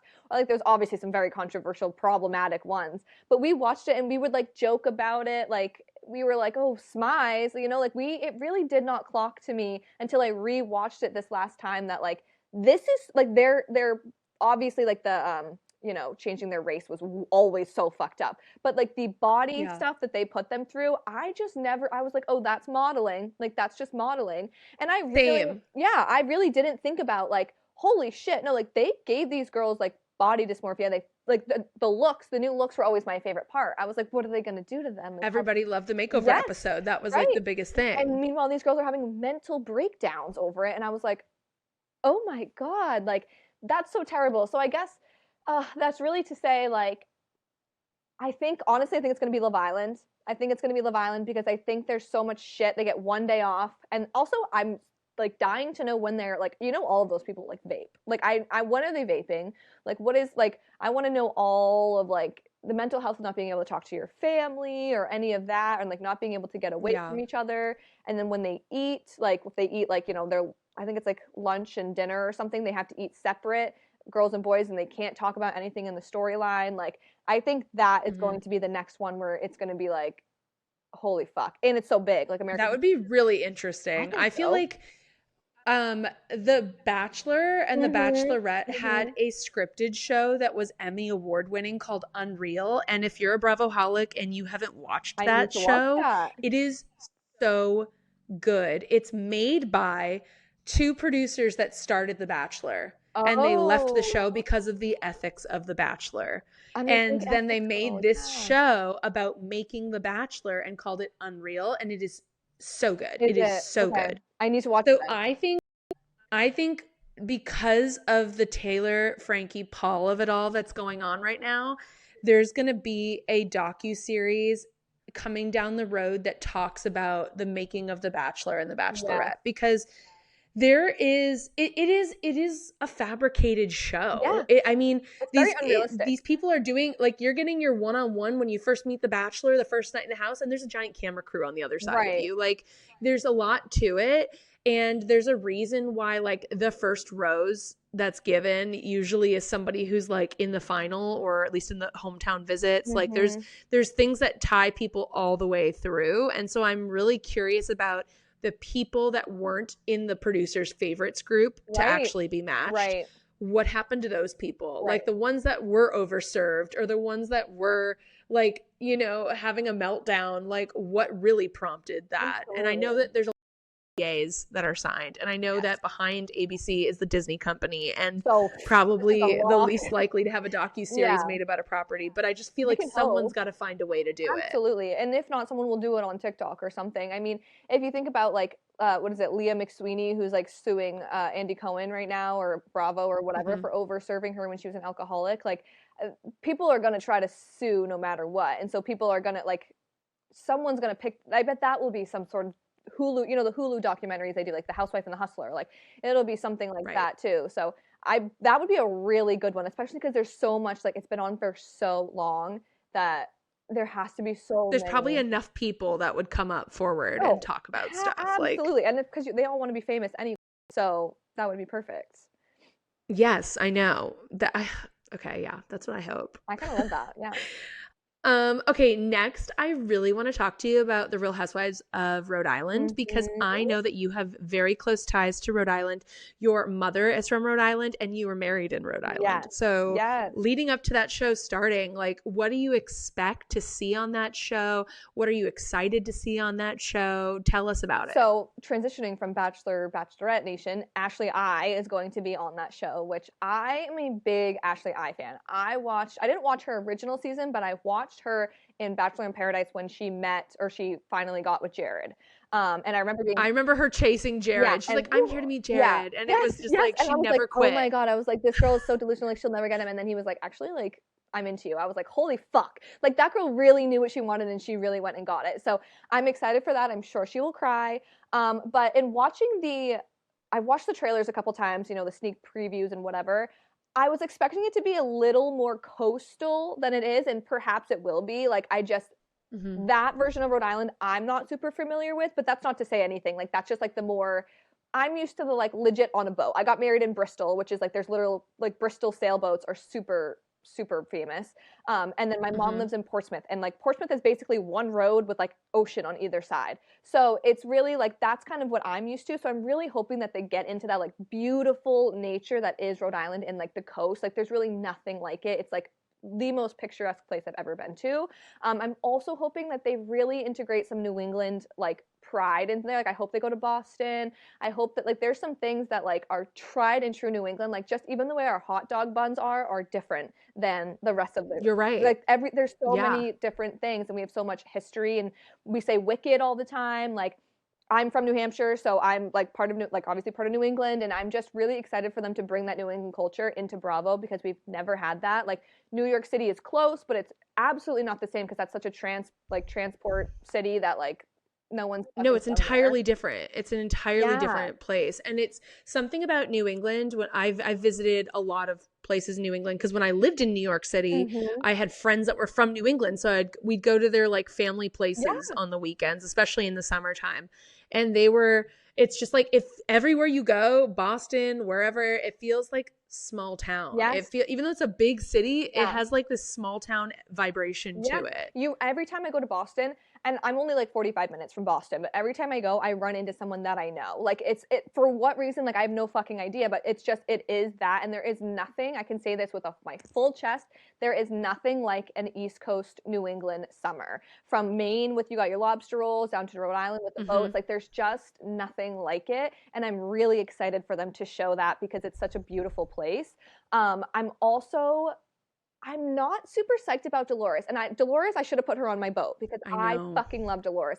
But I do not want to see this mother hen, let me show you the way. Like, I want these girls to make their own way. I think that the old way is almost like we almost can't do that. Like, I want these. I know. I really don't want like some veteran coming on and trying to produce the show a little bit. Exactly. Like, I think that's how you ruin it. Exactly. That's exactly what I'm thinking.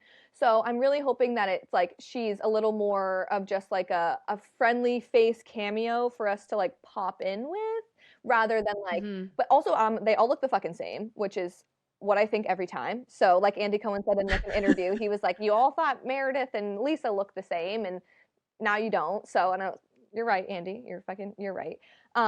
Okay, fine. Right, I'm like, fine, I'll accept that. Fine, Andy. Yeah, whatever. Exactly. But I guess I'm really just excited to I'm excited to be able to cover that and talk about like the different things. The like Italian, I don't like that. I mean, not that I don't like it. I find that they're Italian. I don't care, but I don't want it to be the New Jersey. Like Jersey is so perfect. Me either. I want it to be Rhode Island. And there's the thing about like I really don't want the Dolores of it all to interfere. And I feel like the only way it's going to work is if everyone else is so problematic. Because Dolores is going to come in and try to be the peacekeeper. Right. She's like, that seems to be like the character she wants to play since Traitors. And so I feel like if she comes in and plays that character, then she can be the only one to do it because she does have so much experience. I think her peacekeeping will carry more weight. And I just don't want it to become something where the young people are afraid to come at Dolores for being inauthentic. Because I think that it would be a great storyline is if they're like, you're not always like this. Like, can you just be real for a minute? I agree with you. I really want Dolores. I think her perfect role on this show would be, because her Polly is from Rhode Island, I really think it would be to host some sort of like parties where we get cameos of other housewives. Like I really think like bringing in a little like some more Bravo lebs just to like kind of give us that sense of home while also watching these new women, I think would just be nice. I don't necessarily need her to be like a key piece to anything. Like I really just need her to be like the intro, like you're meeting a friend through a friend kind of a thing. I really don't want her to be a key piece. I think she works so well in Jersey. And even beyond, like, I don't want her to be mother hen. I don't want her to do a better job on this show than she does on Jersey because I want Jersey to come back. I really do. Yeah, that's a good point too. That could jeopardize things. If she like transitions into Rhode Island and it seems to be working better, that would impact the chances of Jersey coming back for sure. And you know what? I hope Andy Cohen comes out to Rhode Island. Like I hope he comes and enjoys it all and sees it all. So I'm really just so excited. I've literally been waiting for this. I've been saying I want a Boston Housewives. Like I don't really know how you do that. Yes. A little bit similar to New York City where the people that live in Boston aren't necessarily like from Boston. But I've been saying I want a New England Housewives for so long. Like you're going to see a lot of swearing. I can promise you that. I hope they do a lot of uncensored on Peacock because it changes things. And there's a different way you say fuck it like one way and they say fuck it different way and they mean two different things. So we have our own like, just pride about us as well with sports. I hope they bring in some sports to it because we really, really love our sports over in New England. So if they go to a Red Sox game or whatever, I really hope there's something like that. I really hope I'm curious to be on this side of it because I hear from Jersey, when Jersey started, all the people in Jersey were like, and same with Jersey Shore, they're not a good representation of Jersey. I'm curious how I'll feel. I'm curious if I will think they're a good representation or not. Whether they are or not, I really just hope that they're good housewives and they don't get canceled because that's it. Right. That's what it all. I actually would like them to. I don't want them to be like Italian washed, and I really don't want it to feel. Even if most of the cast is Italian, I don't want to be like we're going to Nona's for blah blah blah. I actually don't want to see that. I'd much rather see coastal housewives. Exactly. Because we haven't gotten a coastal housewives yet. No. Like I want to see them going out on boats. I want to see the crab bakes. I want to see the lobster rolls. I want to see them like dining in a marina, shoving someone off a dock. Like let's use the space in a really fresh way that we haven't seen yet before. And I want to see the New England sarcasm and I want to like that, like you said, that small town, like homey feel that we have here. They say everything with their chest. Everything. And that's what I'm excited about. Absolutely. And like also then as easily can be like, you're right, that was fucked up. You know, like we just, what is in our brain, it comes out full force. Like that's similar to my TikToks is like, this is my opinion, I'm going to give it to you, but also we're down to talk about it. So I'm very interested in that, and I'm interested that they all look the fucking same, which was like they all look very Italian to me. So that will be interesting because I guess there is a big Italian. Now that I'm thinking of it, I'm like, I guess you're right. But I hope they go to Newport. I hope they do like, you know, some sort. I think they do go to Newport because I've seen they're sitting in these like Adirondack chairs, which is like huge in Rhode Island. Everyone has a fucking Adirondack Yeah, chair. I was really hoping that Newport was going to be like kind of the centerfold of it because that's like I bet they'll do a so lot interesting and specific to Rhode Island. Where I think they're from Warwick. Is that where? I don't even know, honestly. I think some of them are like, or at least that's what they showed on like the BravoCon map. It's really not that far. Like it's like probably I would say from Warwick, probably I don't know, 35-40 minutes to Newport, and traffic obviously. Okay. But we also so they could do special events there. Right, they could do like a party. And OC travels an hour.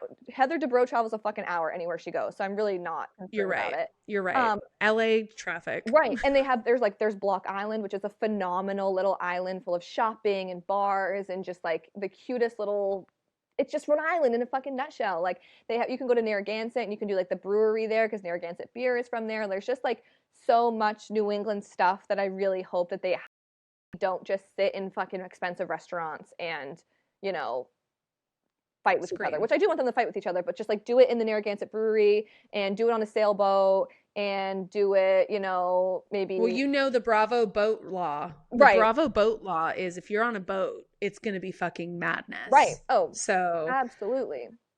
Yeah. Yeah. Well, okay, let's segue. Let's talk about something that is like peak news right now. Okay. This weekend, The Bachelorette is kicking off with the Secret Lives of Mormon Wives, like star Taylor Frankie Paul.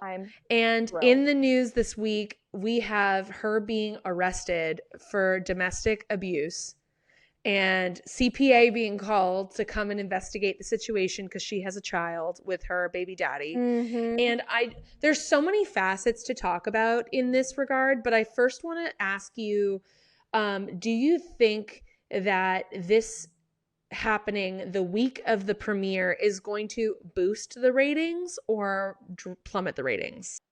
What I've noticed, even just from like posting on social media, is that this is taking over like the fucking world. Mormon Wives always does, but my like Housewives TikToks I can tell are not doing as well because we're all consumed with Mormon Wives. One, they dump the content at us, so we have to watch on Hulu.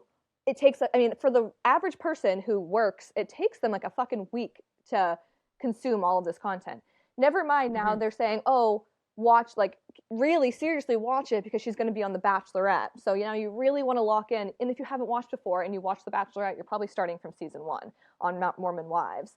And then now all of this Dakota stuff is coming out. So I think, honestly, this has happened before where they had to halt production because of the domestic violence. I think it happened a couple years ago, maybe last season or something, where they had like a weird timeline, like jump, because they started filming and then they got in this DV situation and then had to stop filming.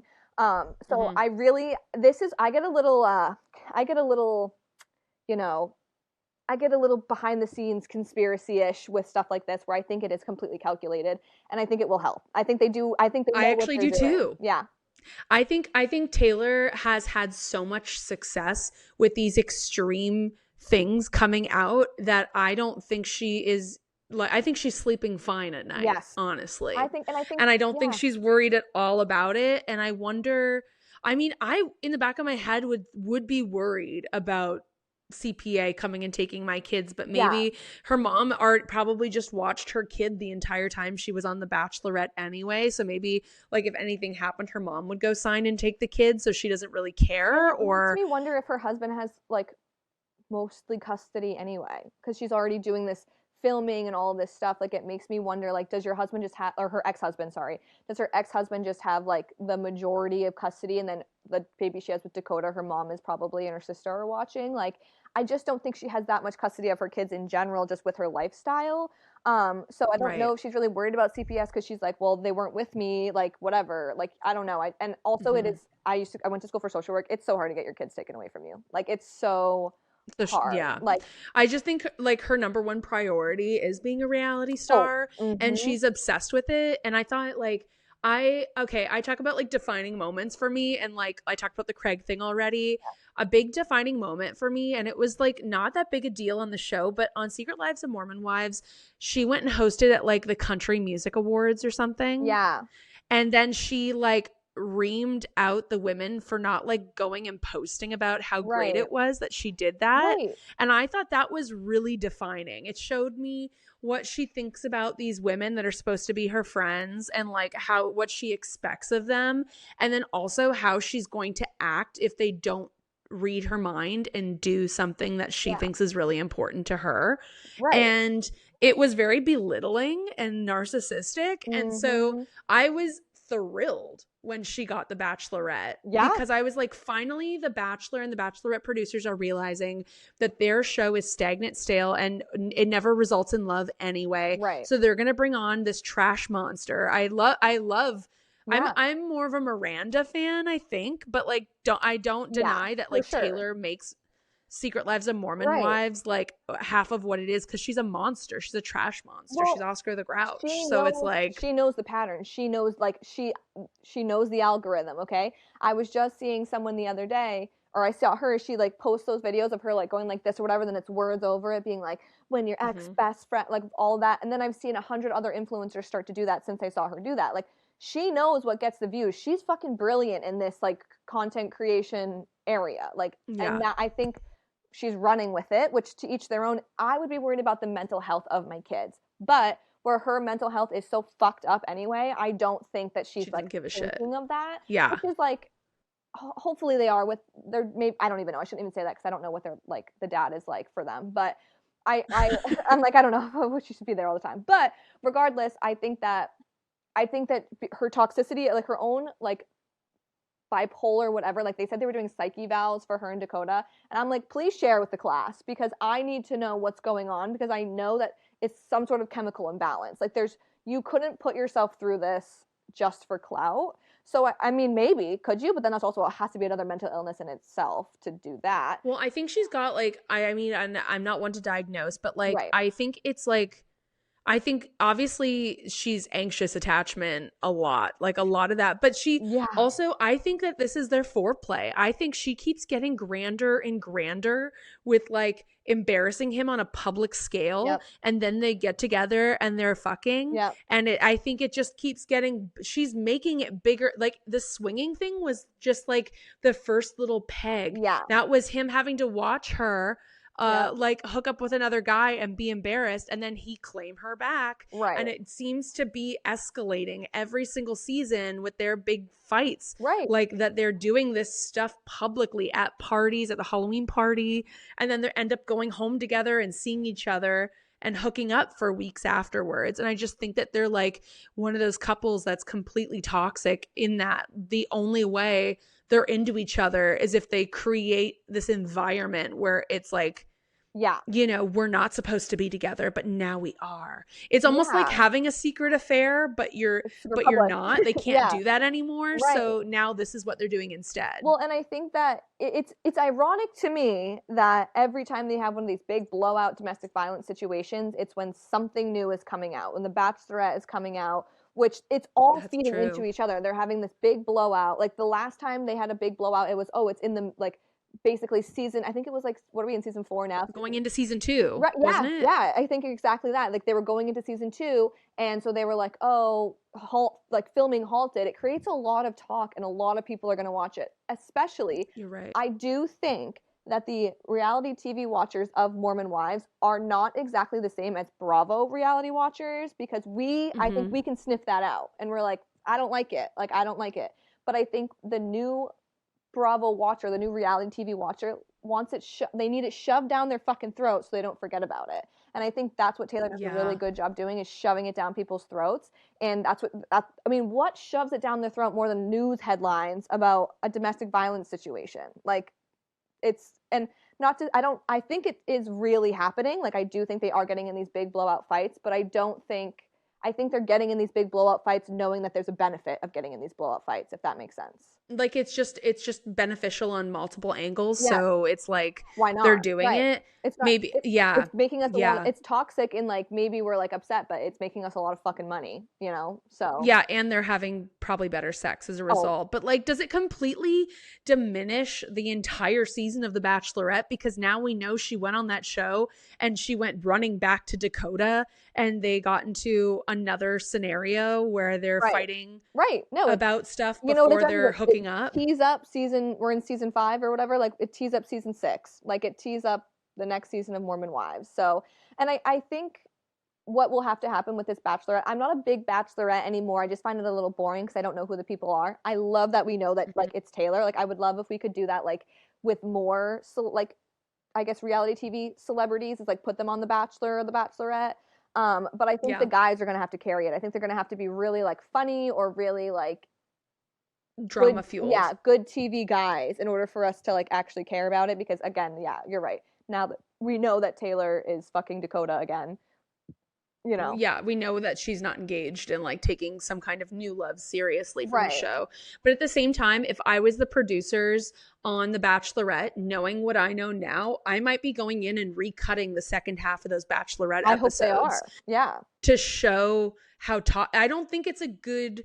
I think Taylor risked a lot by doing this, and I don't know if it's going to pay off for her personal brand. Right. Because now the Bachelorette people are like, well, if you're going to fuck over the validity of this show for us in the season before it even starts, we're going to have to make some clips to keep people watching the show through the second half. Because truly for me, I fall off The Bachelor halfway through. Yeah. I love the first half when it's like we're meeting full of people and competing for time. Yeah. When it gets like to this fake crap where they're like, you know, even before they go see the families, I'm not really even buying it. And I usually get bored and I move on. I agree. So they're going to have to find some clips. And now that we know what we know, they might be going and looking for more problematic things that she said to bait the viewers to sticking around. Or if Dakota ends up being a contestant, you know, like that's always a possibility as well. Oh, he's absolutely flying to that show and like trying to get involved in the cast. Yeah. Absolutely. Yeah. I think that's he cannot miss the opportunity to be in front of the camera. He's obsessed. Well, and did you see that there's there was like video that came out about their like of their altercation or whatever? There was yes. And I was like again, who videoed this? Exactly. Like I've never been in this situation, so I really don't want to talk. And like perhaps people who have been in these situations can speak to it more. But like I cannot imagine a situation like, and especially if they're saying like she was the one that abused Dakota, like I don't think Dakota's smart enough to take his fucking phone out and be like, let me record it. Like, I don't know. Like, no. And also like when you're fighting with your partner, I feel like you're so in the moment and reactionary because it's somebody that's so close to you. Mm-hmm. There's no way you're strategically thinking about like how you're going to, unless it's like a nanny cam situation where it's like a camera that's always out and someone gave them the idea later to clip that and save it as like ammunition, which then might make sense. And because you think, like, Dakota is so he's just as attention thirsty as Taylor. And wouldn't you think if she saw the camera, because if it's just the two of them and they're having this altercation, and if she sees the camera, don't you think she'd like fucking pipe down a little bit? Like, don't you think she'd like simmer down? I don't think she can control herself. I don't think she can control herself at all. Like, but I feel like you would at least not put your hands on someone, you know, like choke him out with a necklace on. I think she is so in the moment, and because she's had so much success in reality TV that like she doesn't think like that.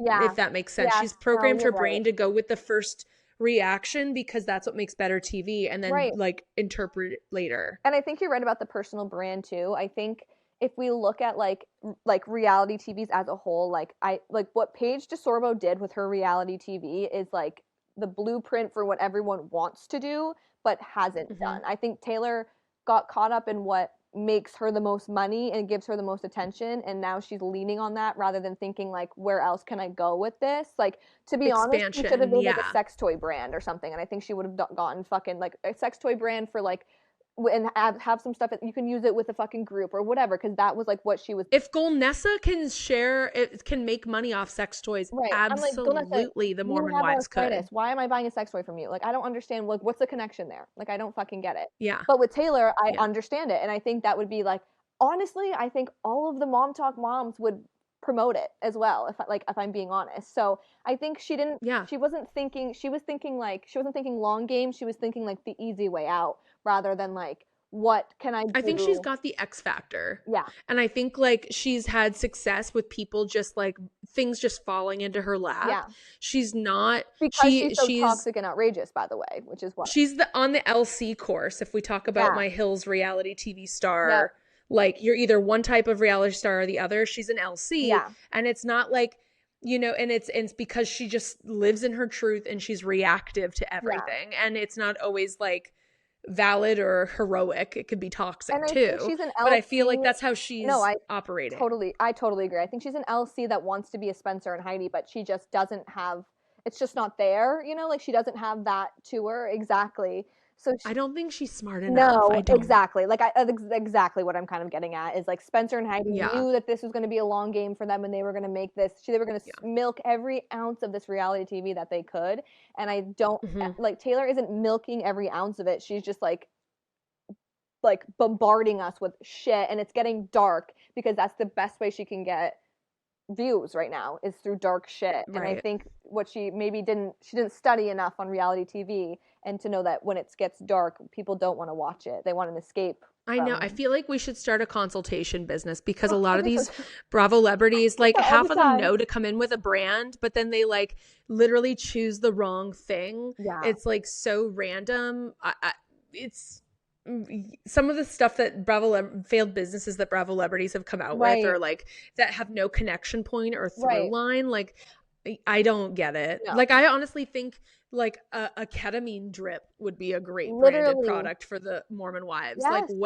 Let's get some beneficial IV bags and let's have them available in 3 major cities. I mean, why can't we? They should have partnered with fucking Poppy or something because they do those dirty sodas or the whatever they are. Yes, like, all they drink is soda, and soda is such a big market. Like, why didn't they? Taylor really leaned into the wrong side of this fame, in my opinion. She leaned into the swinger, like, you know, controversial side, which is fine, but that gets you on TV. Now you have a platform. What are you going to do with it? And it feels like she hasn't moved. Like Macy has that like mommy vitamins or whatever, which is like great, like phenomenal. Like they all have a little bit of, I think something. I also, have you seen that people want Jessie to be on Real Housewives or on Salt Lake City? I would die for that. I think she would be. That would be interesting. I think she would be so good, but she would play a different role, obviously, on Salt Lake City. But I think she would be great because I think she would be us, or she would be like, what's going on? And I think we would love that. I think we would be like, yes, like we totally That's understand. so interesting. See, the thing about Jessie that makes me think twice about this is I think a lot about, when I think about Jessie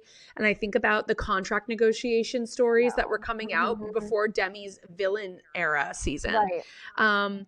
And how that all started, them being on a call with their managers talking about potential storylines for the season, like pulling back the veil and breaking the fourth wall a little bit for Mormon wives, but talking about that, negotiating the contract, Jessie being the first one to be like, I don't care about the money. I've got salons and stuff. Right. And that rubbing people like Demi the wrong way because Demi's like coming in A-type, looking for the best deal. Let's work together. Right. I'll be the villain if I need to, but X, Y, and Z.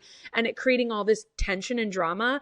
I wonder how someone like Jessie coming in and having a little bit of a laissez-faire attitude towards a contract negotiation would go mixed with these intense Salt Lake City housewives. Yeah. Because they are all adamant about their businesses and like really intense about their businesses. Right. And I think that if she did, the thing that I think would be good is if she did bring that energy to Salt Lake City of like, oh, like storyline, whatever, I think it would keep them in check a little bit. Like, I think it would keep them in check of like, are we talking about the same thing every time? Like, I don't know. I think it would almost like Salt Lake City's too comfortable right now, in my opinion. I think they're too comfortable that they're the favorite and everyone loves it. But I think they've stopped trying, and that's why we're just getting Lisa and Angie fucking scream at each other at the top of their lungs, and Heather producing the show every fucking season. We get the same thing, and there's. Honestly, Brittany was my favorite part of Salt Lake City. Just her delusion of like, and her her Why are we on singing. the same page? I'm like, We're on the same page. and like I I can't stand her and I love her at the same time. Like she's so annoying, and I'm also like, Exactly. She's very provoking. And I Yes. think that would get, if we brought Jessie on and she owns a rival salon, like there might be some tension with yes, Angie right, that happens. And because Jessie's more laissez-faire, she might bond with Brittany, which yep, might be really nice to see organically happen. yeah. I think also would love to see another person of color come onto that show because I yes, know that Mary's going through a lot right now, but I do think she's going to have a negative season. I know her son died. right, Okay. I know. And I know that will now make her untouchable for at least one, if not two right, seasons. right.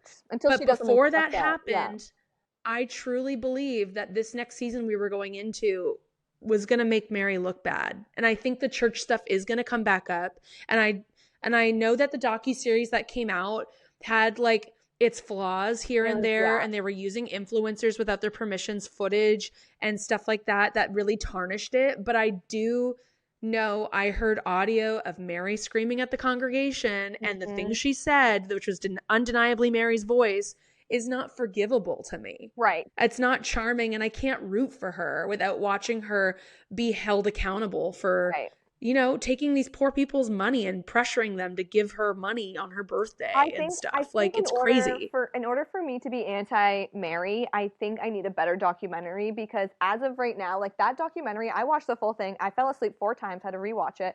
It was so Yeah. there was nothing there. Like there was nothing there. No, of there was. substance.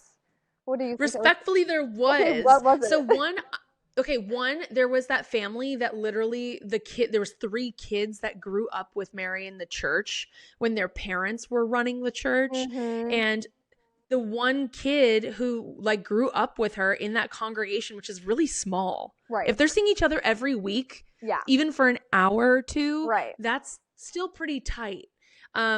His daughter died in that car accident, and Mary was like on the Housewives saying like, guess you got to wear your seatbelt. Like that Right. No, is that is really true. shitty. That is super. And I think Yeah. I think that shows us what kind of person she is. Okay, And then I for also sure. think the audio clip from her birthday when they allegedly locked everyone in the church, and Robert, her husband, came out, and they were yelling at the group for not giving enough money, and they pulled out debit machines and were asking people to give more money, is like insane. And I know that other churches ask for donations too, but I'm just like, other churches aren't on reality shows wearing Chanel and all these Right. designer brand names. I- And like, it's all ugly that's shit true, anyway. So right. let's talk about That it. is true. And I think maybe what I need more than, I think I just need more like proof, I guess. Like I want to see, No, I get it. that's just what I need. And I agree with you that those things are so valid. It just feels like we've had so much bullshit on these like people trying to like create hit pieces on reality TV stars that like,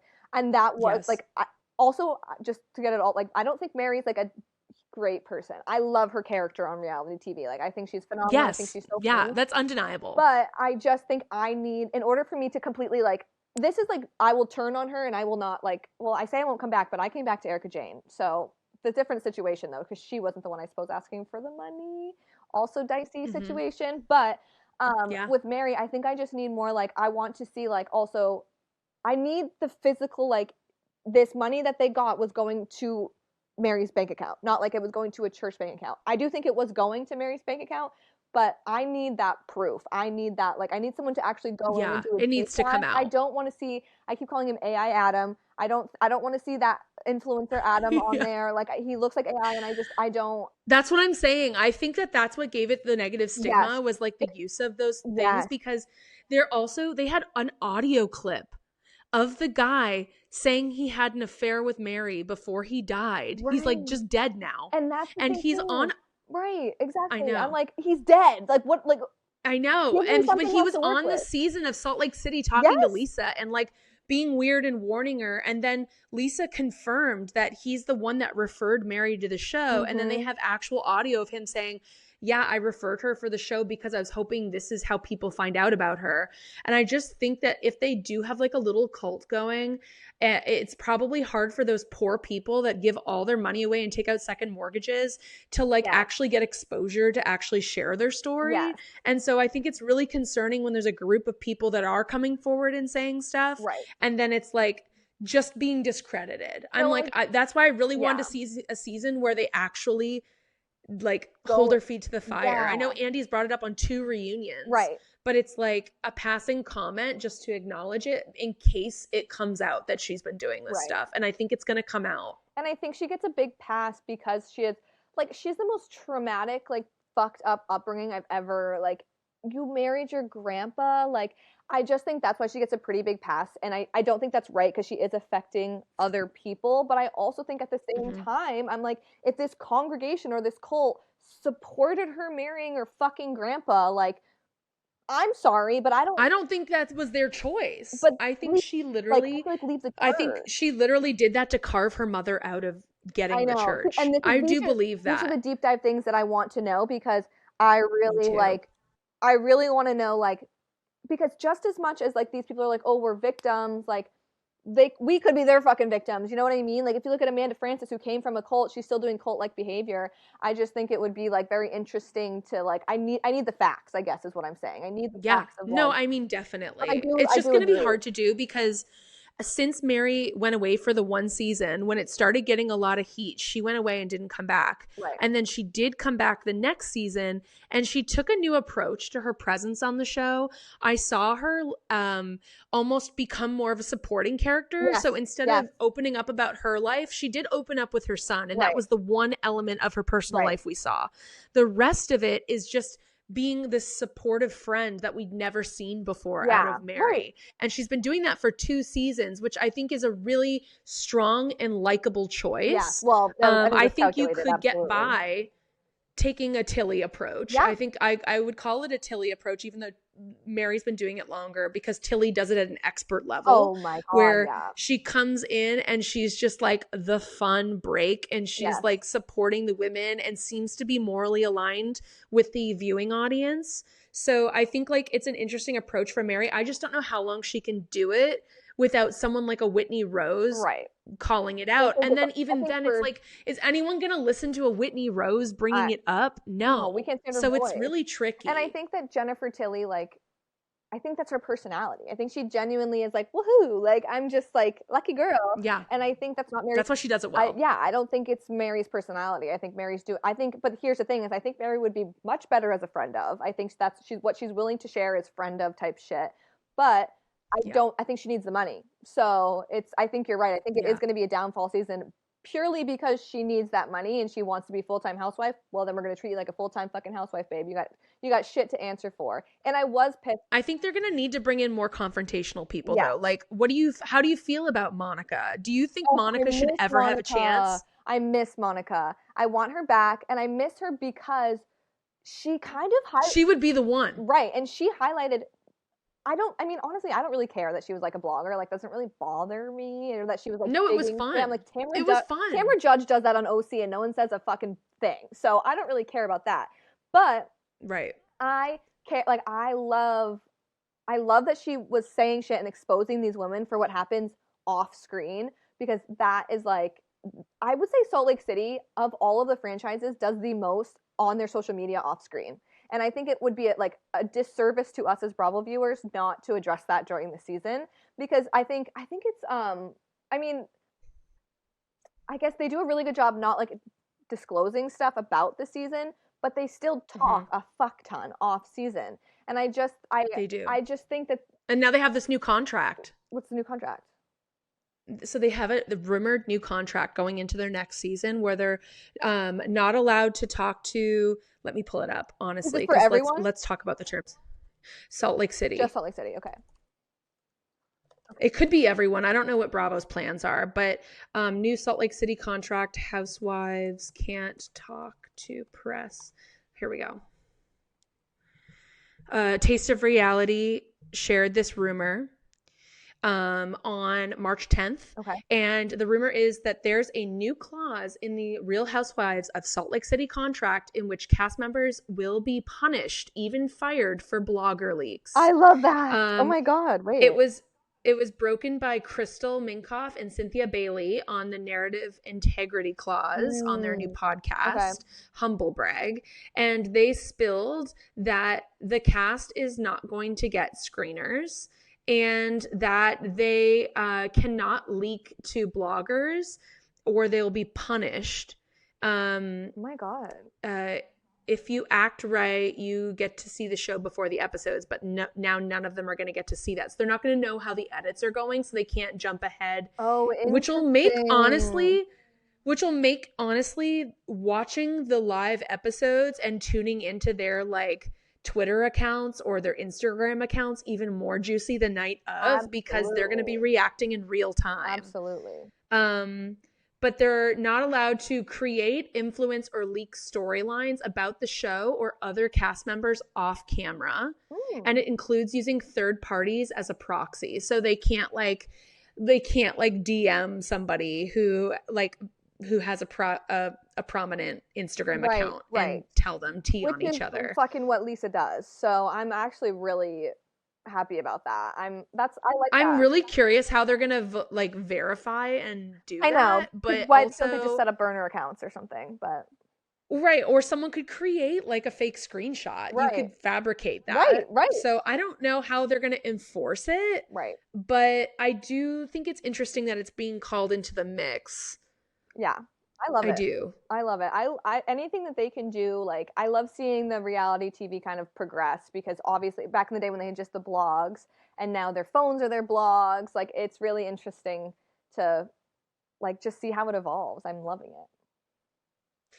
Well, I've been loving this podcast episode and this weekly meeting of Bravoholics Anonymous, Kassy, and like it just the time flew by. Really I think we did. could talk Oh my for God. hours. Yeah, seriously. We could literally talk for hours, and it's been such a pleasure. Where can people find you online to hear more of your hot takes? So I really I do a lot of my Instagram story about my hot takes, and that's just Kassy Allen 1, but my TikTok is Keeping Up with Cass. I post like a couple times a week, but Bravo's been dry lately, so I haven't been posting a ton. But yeah, if you like reality TV, follow me, because I always got some shit to say. I love that. Well, thank you for tuning into this week's meeting, everybody. And as always, keep your champagne cold and your taglines iconic. We'll see you next week. Bye.